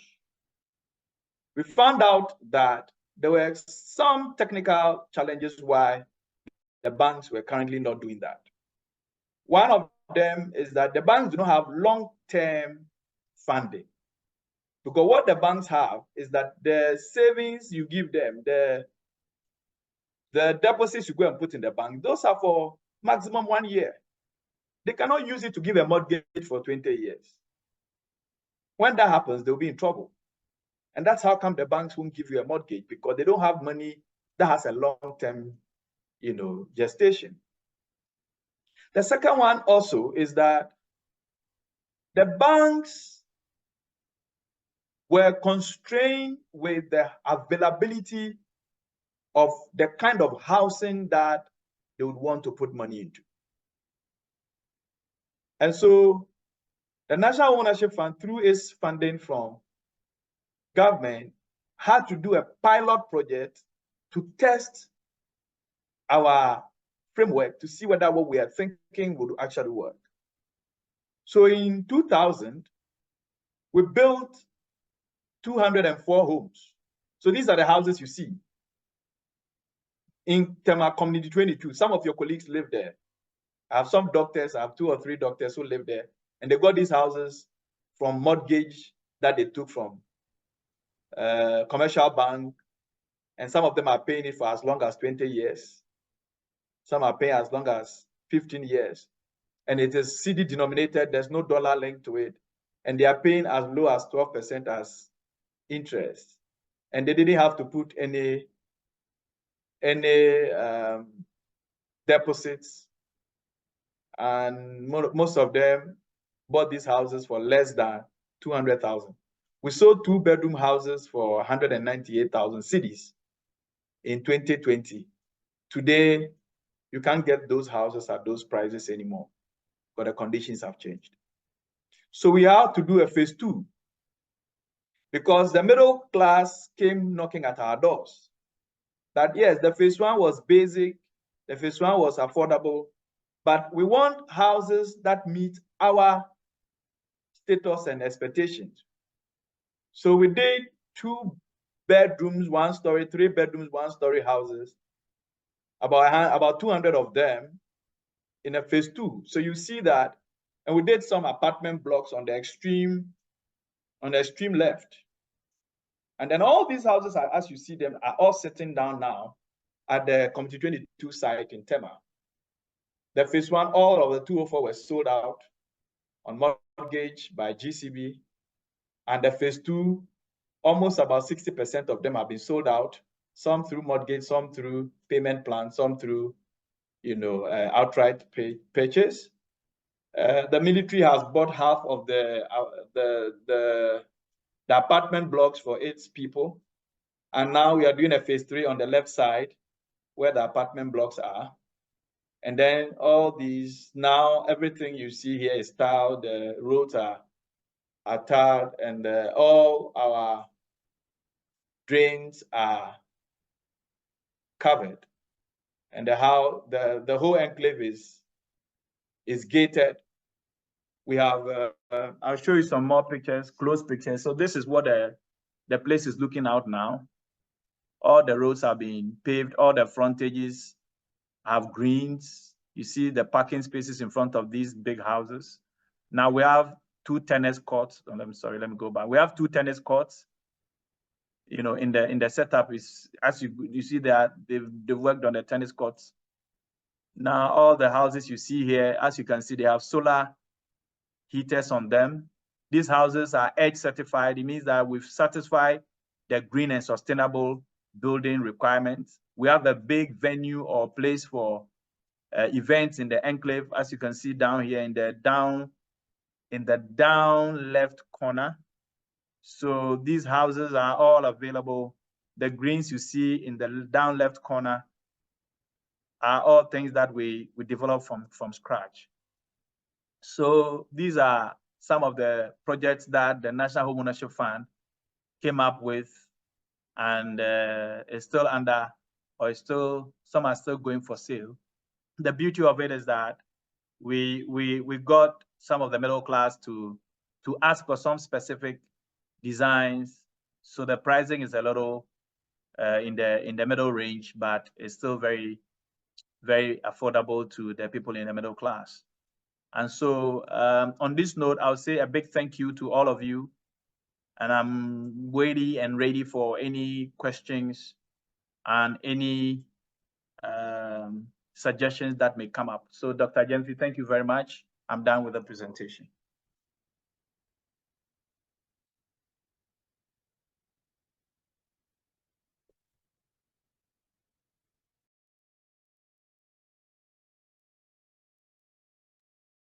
Right. Thank you very much, Mr. Zumanu, for quite an insightful presentation. And I'm certain this one couldn't come at a more opportune time, now that as colleagues, some of us are having significant challenges with where to lay our heads, on a day-to-day basis. And especially now that we have been exposed to the financing options, at least we know that beyond the regular mortgages that the bank offers, beyond putting your lifetime savings into a building project, which may not necessarily mean that you would have a ready house to move in at the end of your retirement, other financing options are available for our use. The chat box has been enabled now. There was an initial chat that it wasn't enabled. It's been enabled now. If anybody has any questions, you can put them in the chat box. I will try to read out as many of these questions as possible so that Dela can take up the responses to them. And I'm quite certain that after this, important but very brief engagement, Dela may want to put out his contacts out there so that if any colleague wants to get in touch about any of the phases of building your house, right from the decision even to build or rent, right down to the financing options, I'm sure Dela will be more than happy to give us that answer. Okay, so Dela, Dr. Elom Ajay Tuajra wants to know if the apartments you displayed are currently available and what are the processes involved in securing them. Dela, should I go through the questions individually so you write them down, or it should be a Q&A? Yeah, let's go through about 5 of them, then I can answer them with come back. Okay, so Dr. Isaac Akotoy's question is closely related to Elom's own. What are the prices of the houses you've shown? Yeah, so Kofi, it looks like your housing projects have generated lots of interest to know how much individual units and apartments. And then Dr. Mankwa wants to know how to secure a house with the National Health Fund. Dr. Fua Timpo wants to know what exactly COMT 22 is. It may be easier finding it on the Google map, but I'm sure Dela may give you physical identifying structures to help you do that. Oh, good. A question very dear to my heart, Dela, and I hope you do have plans of doing that. Does NHF have any plans to build some houses in Kumasi? And I'm waiting to hear the answer to this one first before you answer the other questions. So Dela, you can take up the questions. Yes, so we have been in Kumasi, as I speak with you currently, we are speaking with, in fact, I came back from Kumasi about 2 weeks ago to actually go and take a look at some lands that some developers have proposed to us. And so we have plans of building some of these houses in Kumasi. Currently, we work with other banks and developers who help us with these mortgages and also with the development. So Kumasi has been on our table for a bit of time, The only challenge is that we're not getting the safety of the lands. You know, when we do our search and stuff, we realize that there are issues with the lands. So then we have to back off and start all over again. But it looks like now we are getting somewhere where it's more certain now that the lands we have engaged with are lands that are looking good. So Kumasi is a place we are coming. In fact, actually, we're actually on is this Sunyani Road, Dua and Kwanta. You know, there's a project there that I was there as well about 2 weeks ago, the same trip, and we actually are almost done with the developer, and we will be building over 50 houses in bricks, and they are very beautiful houses. So yes, Kumasi and the other, we'll be doing something in Hu as well with state housing. So we have plans to move out there. And just also to add, the new Minister of Works and Housing is broaching some very interesting idea to do what he calls rural housing, where we are going to use interlocking bricks to build houses across all the districts in the 16 regions. And these are very beautiful designs, and the price points are quite interesting and exciting. And in a matter of a month or two, we will be hitting the ground and raising these houses before the year ends, so that we can hand them over. And so I'll be knocking at the GMA's doors very soon to start discussions with you to see which of your regional associations will be interested in working with us on these pilot projects. And so those are also areas that you can be looking at. I think we did something with the Densua, the affordable housing in Kumasi with some of the doctors, even though I admit that some of the rooms were small, so most of you were not longer interested. But a few doctors got mortgages through our scheme from Republic Bank to get some housing in the affordable housing enclave in Kumasi. So that is it. Now, there was a question about the project that is currently showing. So we have 4 types of houses in that enclave. We have 1-story, 3-bedroom apartments, which is the one you see on the top left. No, the second one on the top of my right. Yes, the one with the tennis court sandwiched between them, and also I think is also the one here on the right-hand side. That's the back side of it. It's actually we built only 22 of them, and they have been sold out. But it's a 3.5 bedroom block. The 3 bedrooms, there are 2.5 bedrooms upstairs. They all have their washrooms in there. We call it then it has a walk-in closet as for the master bedroom, and it has 1 bedroom downstairs. You can park, as you can see, very sizable parking space. It has everything in there, finishing in glass and all that. It went for 1.4 million cedis, and they were all sold out for outright purchase.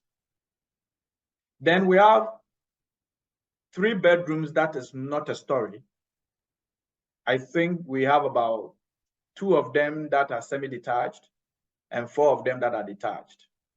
I think currently we have just about 2 of the 1 semi-detached and 2 of the detaches available. All the rest have been sold out. That one is going for 900,000 cedis. Those ones, we have a payment plan, we have a mortgage, and then we have an outright payment. So you can also buy through our mortgage product with the banks I've mentioned, Republic, GCB, Stanbic, and a few others. And then we have 2-bedroom, 1-story houses. They also are going for 990,000. That's almost like $1 million. And we have about 84 of them. Almost about 45 have been sold out. So we have about 40 that are available, and people are still going to the site to inspect, and they are buying through the same methods. You can do a payment plan, you can do an outright purchase, you can do a mortgage. The 2 bedrooms are all on the top floor. That's the top floor. And then you have your kitchen and the living area and the rest of on the ground floor. Parking, you can park as much as 3-4 cars, depending on the size of those cars. And it comes with everything well done and fully fitted.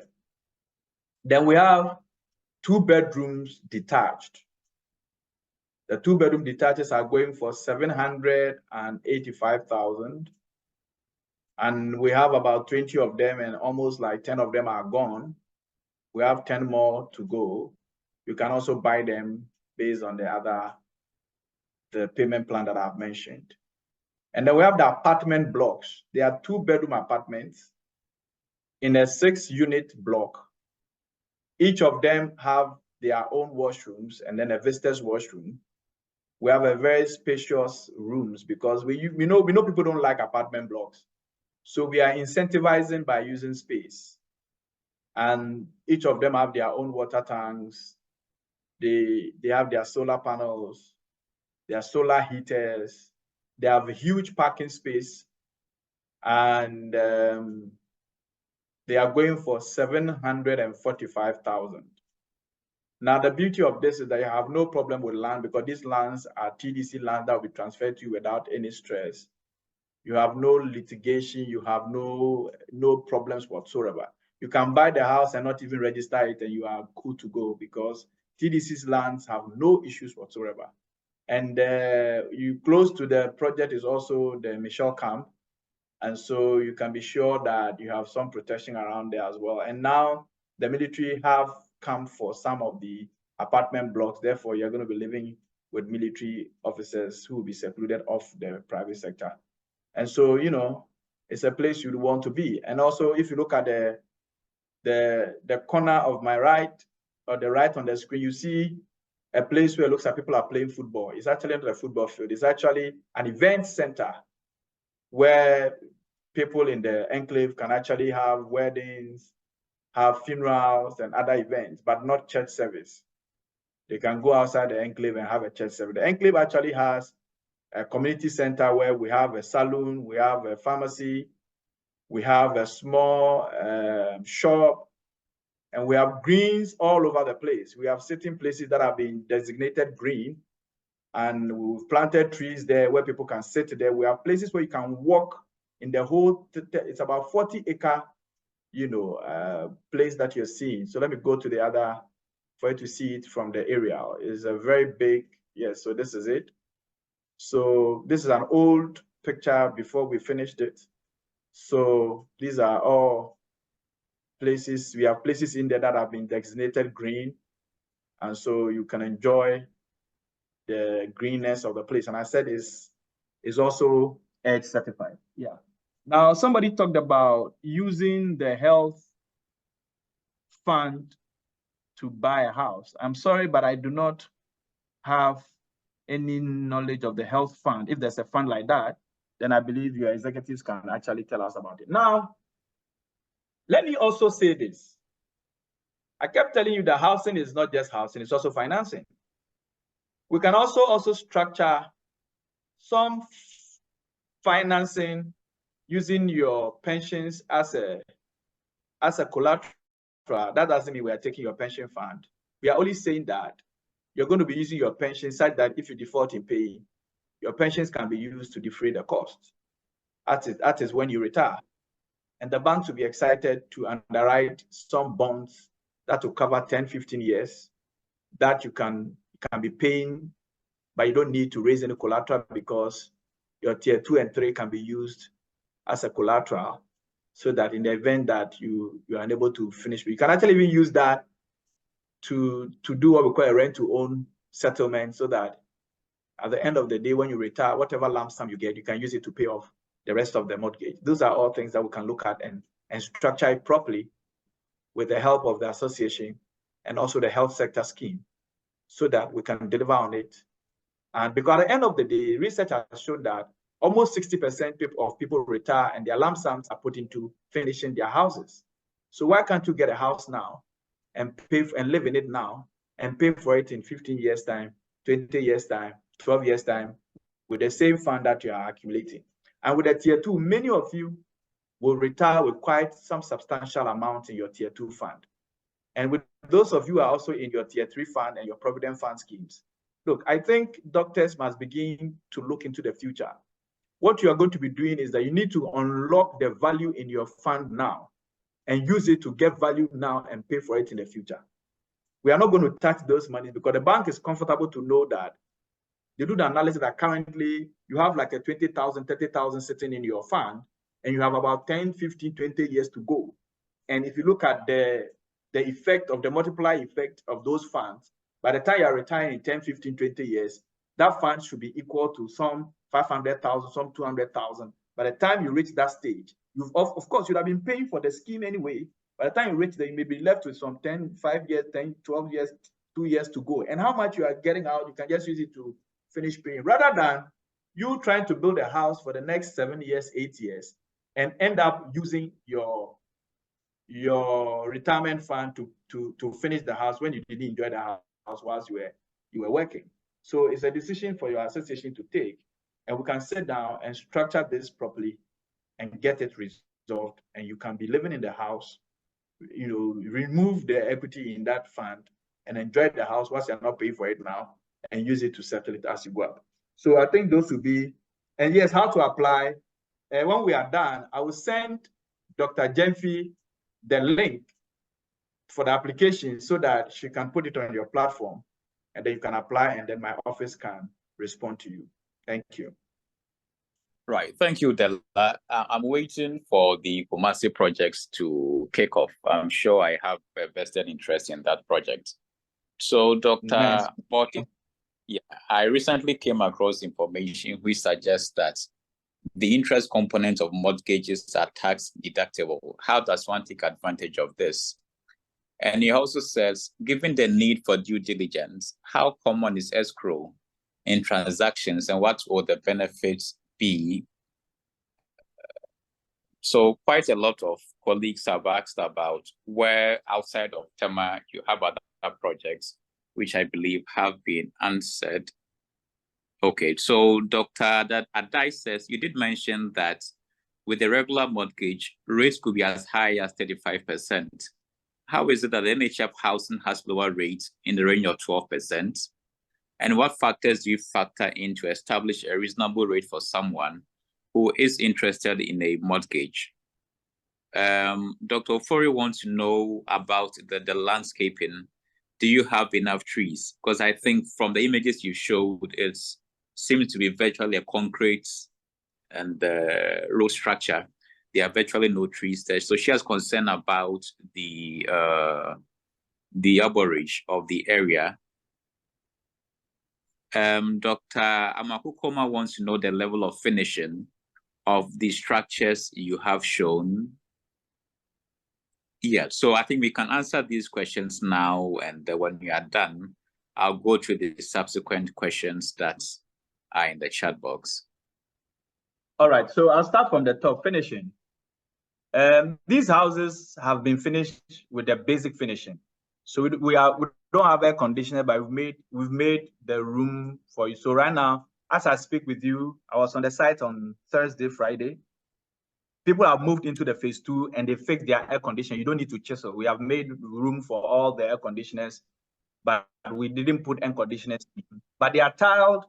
They are fully tiled. Everything is done. We have glass.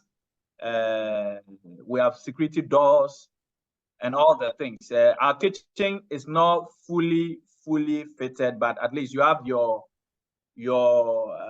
what do you call it? The whatever you cook on, and then the space for to put in your stove and everything. They are all available. So I would say it is not fully finished, but it's basic finished because of pricing as well. But we have made the necessary input for you to add on to whatever you want to do. The second thing is the landscaping. Yes. If I zoom to some of them, you will see we have actually planted a lot of trees that are in their growing stage. Indeed, we are very mindful of the sustainability of the project.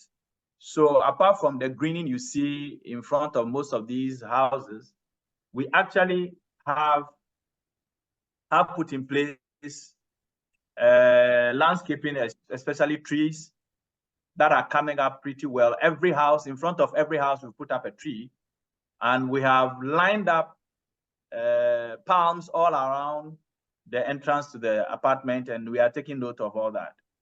Now, thirdly, how come we are giving lower rates in terms of mortgages than the commercial? Okay, so the National Homeownership Fund has a special scheme we call the National Mortgage Scheme. The National Mortgage Scheme is in conjunction with the banks I have mentioned, and we are using what we call the blended financing approach. What blended financing does is that government makes part funding to the mortgage fund at a considerably low rate. So, for example, we are currently doing 2%, and the banks will do their market rate, and then we blend finance, and then it brings the rates lower. So we give them some margin, and they are happy to do this. But looking at the markets now, I think currently the rate on the mortgage that we offer through our scheme is about 18.5. The 12% was actually in 2020, when the market rate for mortgages or interest rates were about 22%. And so currently, because the rates have gone to like 32%, when we blend finance with our 2%, it brings it to around 18% or 19%. But what happens is that one is logged in. So those who did it 2020 at 12% are still paying 12% because it's a fixed rate mortgage. And it's not linked to any dollar, so that if the dollar is changing, their rate is changing. No. There are small factors after years, maybe 5 years, 10 years, they'll do a little factor, not up to 10%, probably 2%, 3%. And then, hey, people are happy. Those who took the loans before the interest rates went up are still paying the same fixed amount that they were paying from day one. And some are paying for as long as 20 years, 12 years, 15 years. So those are the issues. Now, on the issue about tax deductibility of your mortgage payment, yes, that is true. In our tax laws, you get tax deductible on mortgage repayments. I think it's a tax incentive. And what happens, I think it's annualized. So at the end of, and you see the way this is applied, it could be applied at the payroll level or at the filing level. I have to check which of them is currently applicable. But I believe if I were the taxman, I will make it applicable at the filing level. But if it is at the payroll level, then what it means is that the amount you are paying every year as a mortgage will be deducted from your salary before taxes are applied on the rest, just like you would have done for a tier 3 or a tier 2 payment. So what it means is that it will reduce your taxable pay. Your taxable pay will be reduced by how much you are paying in mortgage repayment, so that you pay lesser tax for paying a mortgage. I hope that is clear. Yes, it explains it quite well, Dela. Thank you. It does, yes. So my colleague wants to know, if he decides to pay off the mortgage facility he took earlier than agreed on time, does it come with any penalties? As some banks would apply if you pay off your loan earlier than you're intended to do. And Dr. Draco wants to know if you offer HELOC, home equity line of credit, or home equity loans. My immediate past chairman wants to know the floor area of the 3-bedroom house you've advertised, both the detached and the semi-detached units. And then Dr. Kingsley Onyedikachu wants to know if the scheme is limited only to Ghanaians. Can non-Ghanaians living and working in Ghana also benefit from the scheme? And Dr. Draco again wants to know, if you already has a mortgage with another bank, can it be refinanced through your scheme? And also, your mortgages only CD denominated, or do you have USD denominated plans too?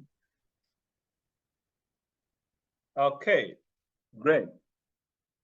All right, so the first one is the paying off of the mortgages.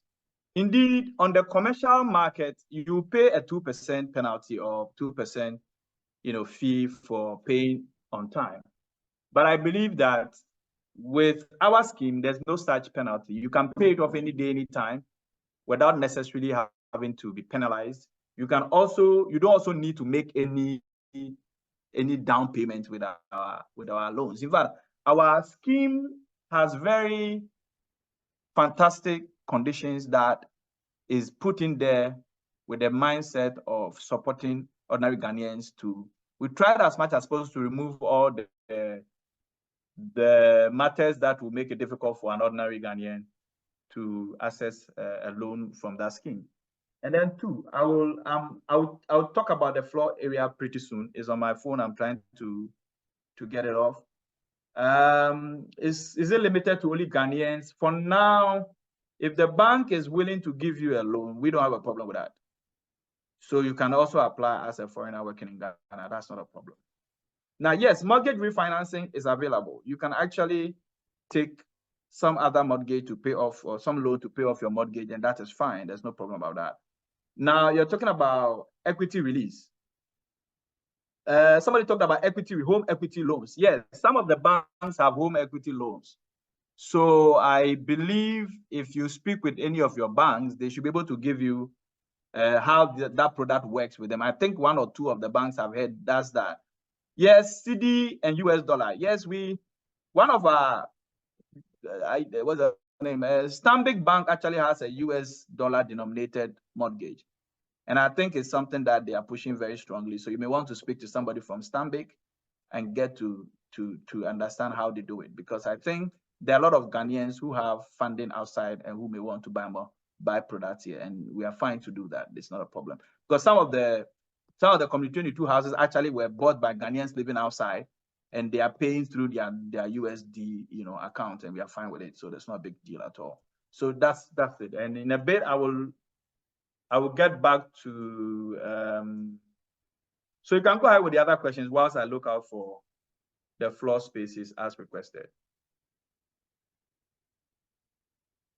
I have it sitting somewhere. Okay.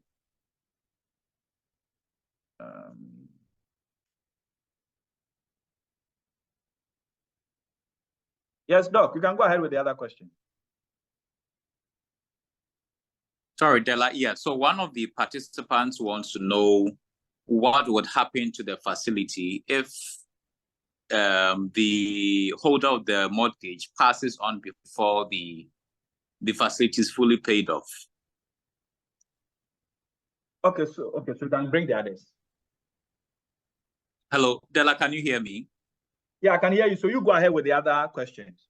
Yeah, so that appears to be the last question. The last one. Okay. Yes.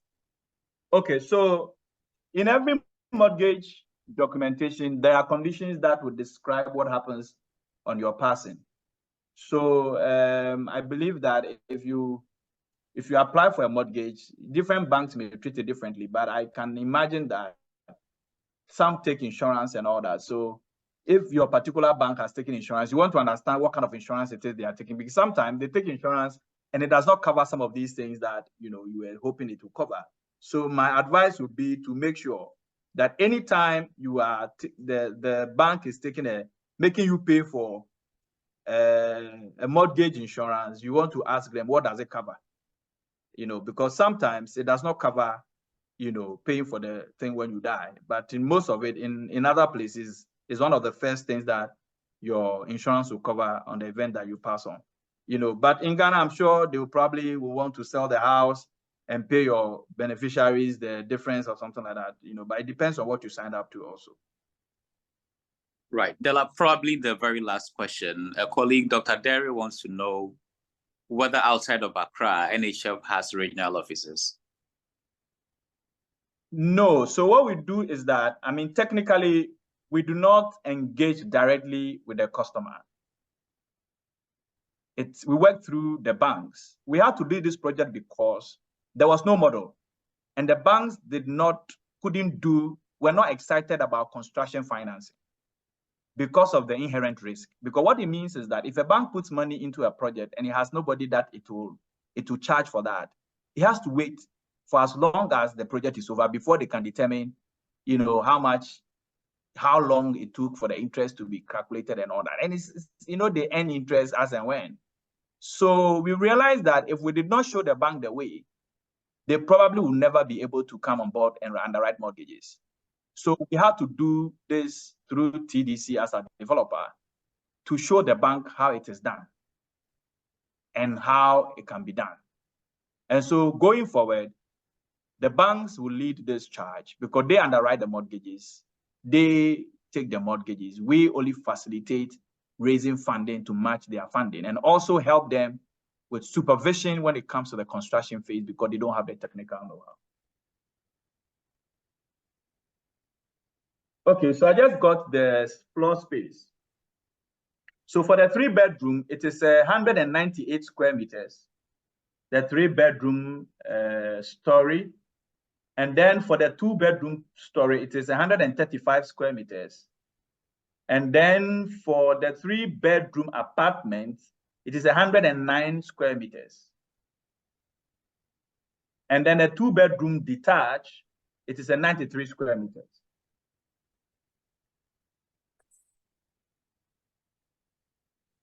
Yes, sir. Right. Okay. Thank you. So if that's our last question, then I'd like to take this opportunity to thank all of you. And I would wish that I could get 3 of you to tell me what you are taking away.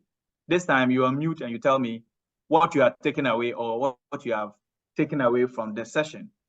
I normally would like to have, it says 3 of you or 4 of you who would like to share with me what you are taking away from this engagement. Well, it may be easier if the comments are typed, so I read it out. We've decided. Okay, so that'll be great. The on-speak features. Okay, so you can read to me any 2 or 3 takeaways.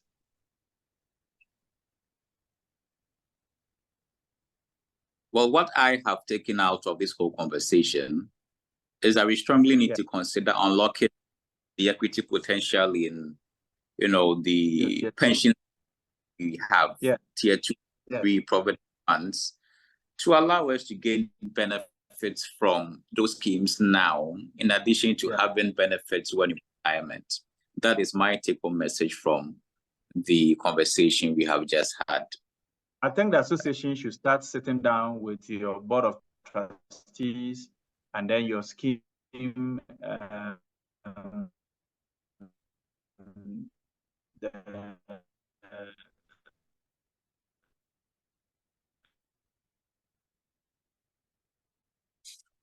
Hello, Dela. I'm not certain if I'm the only one.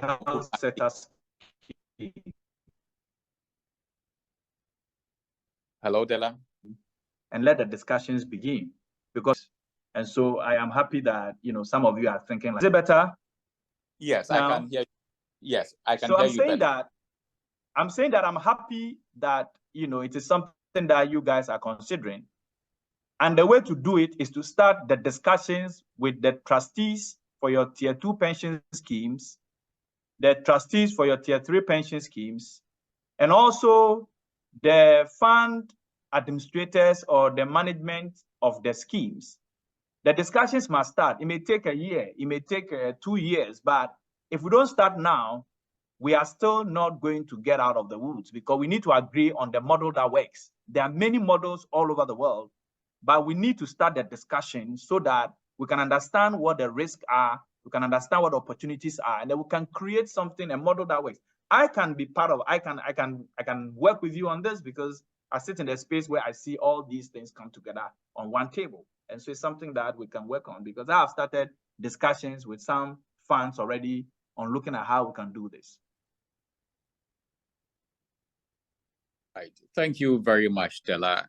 It appears I have no further commentary on the take-home message, but the message you have delivered is very well received. in the absence of any further questions, I would let Dr. Osil Jemfi make a few comments, and then I will sign off the engagement. So, Dr. Osil Jemfi, if you can hear me, yes, kindly go ahead with what you have to say.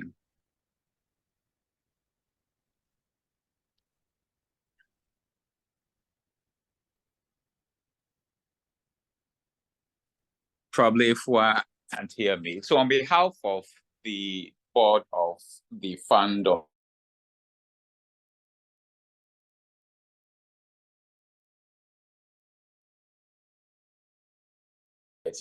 who I am certain were in the discussion, Dela, thank you very much for having this important conversation with us. I mean, it has opened our eyes to a lot of possibilities that exist in the housing market. The key decision as to whether to rent or to buy, where to rent, where to buy, and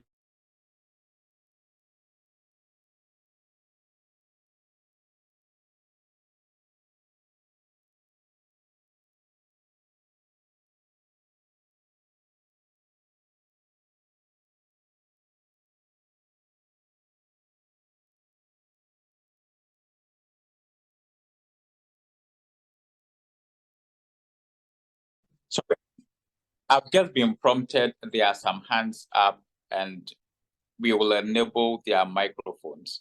So just before I give again the final liner, those who have their hands up, the administrator for the conference will unmute you so you can go ahead and talk. So Edward, kindly unmute their microphones for them to make their inputs. Thank you.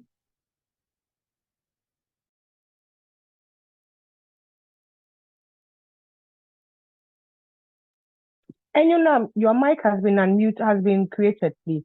Kindly unmute.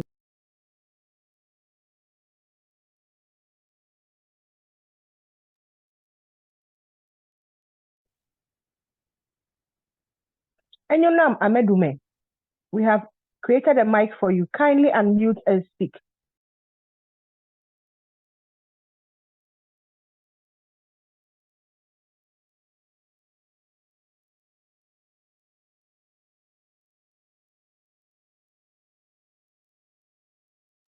Apart from Enyonam, is there any other colleague who wants to make an input?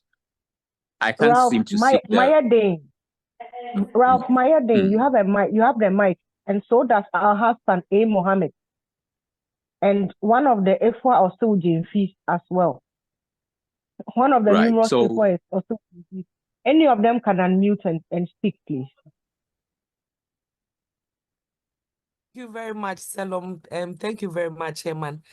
I'm so sorry, there was a mess-up, so I couldn't talk when you were calling me, but they'll have been here all along, and I've been here all along.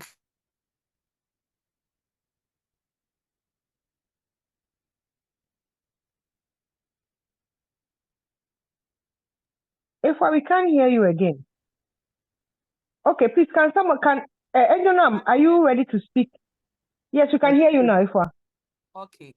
I was saying that thank you very much. I've been around, but because of the little mishap, I couldn't talk, I couldn't unmute.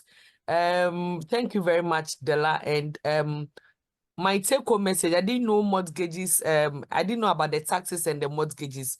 So it's a good one for me to know about it. And I think there was another question that someone sent to me privately. If it's okay, I would want to put it up there.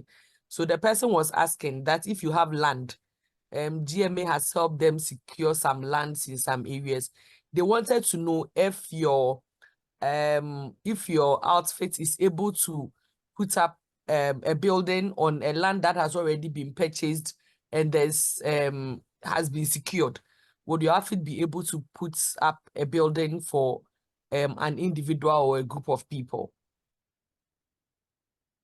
Okay. Thank you. Okay, so yes, I mean, I think it makes more sense, and you get more return on it if it's a group thing, because I believe individually, everybody wants their separate designs and separate finishing and all kinds of things. But what we can do also for such individuals is that we can support you to get the proper contractors or developers and help with negotiating the right pricing for you so that you can get a house out quickly and better. Because we know I have been involved with the GMA years back where one of your groups actually was trying to buy houses from some developers. And they didn't come out well because that's been a problem in the market as well, where developers will come and speak all the exciting things, and then when they are signed on to build, they never finish the houses. They are giving one excuse after the other and all that. It is one of the reasons why we have become such a credible institution, because we have delivered these houses. We delivered the first phase of 200 houses in 9 months during COVID. We started in January, and by August, we are handing over. The phase 2, for example, even with all the blocks, we delivered in a year and a half. Also about another 200 houses. But these ones, you see, we have story buildings. The first one was just, straight houses. But these ones, every one of them is a story building, apart from the 20 semi-detaches with it. So I think the secret is in supervision and understanding what to cut costs and everything. So if the association has somehow land that is given to you individuals, and you want to sit down with our technical team and look at what we can do for you, I think it's something that we will be excited to do, because we like to say it in another presentation and say that, look, we work with 20 doctors and we're able to help them in 6 months to build their houses. For us, it's a good, brand talk for us. So it's something we can look at, yes.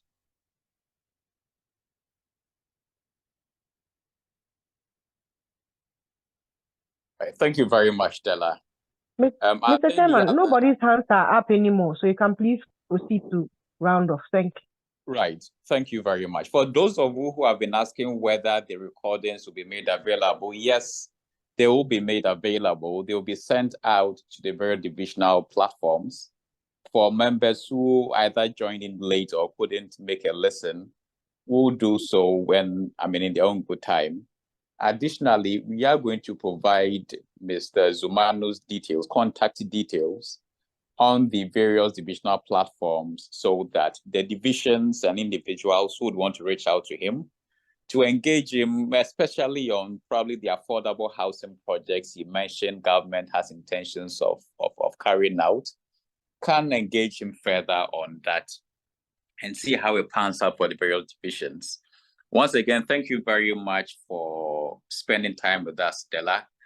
And to our members, this is the second in a series of engagements we are having with you right through the year. And the essence of all these engagements is to improve financial literacy among the colleagues and probably guide you to making sound financial decisions in the different aspects of your financial decision life. Thank you all very much for making time with us this afternoon. And the conversation will certainly continue right after the webinar formally ends. The offices of the GMA Fund are at Kolebu Teaching Hospital, the GMA House. We are at the outhouse of the GMA building, the first floor. Working hours are 8 a.m. to 5 p.m., Monday to Friday. And we will again put out our official contact lines so that if you have any questions about your fund, if you want to make additional contributions beyond the mandatory 300 you're deducted every month, if you want to change beneficiaries and so on, you will know who to contact and then get it done. We will send out notices well ahead of our next engagement. And I'm certain that this has been quite a helpful discussion with everyone. I wish you all a very good Sunday evening and the very best in the coming week. Thank you all very much for joining us.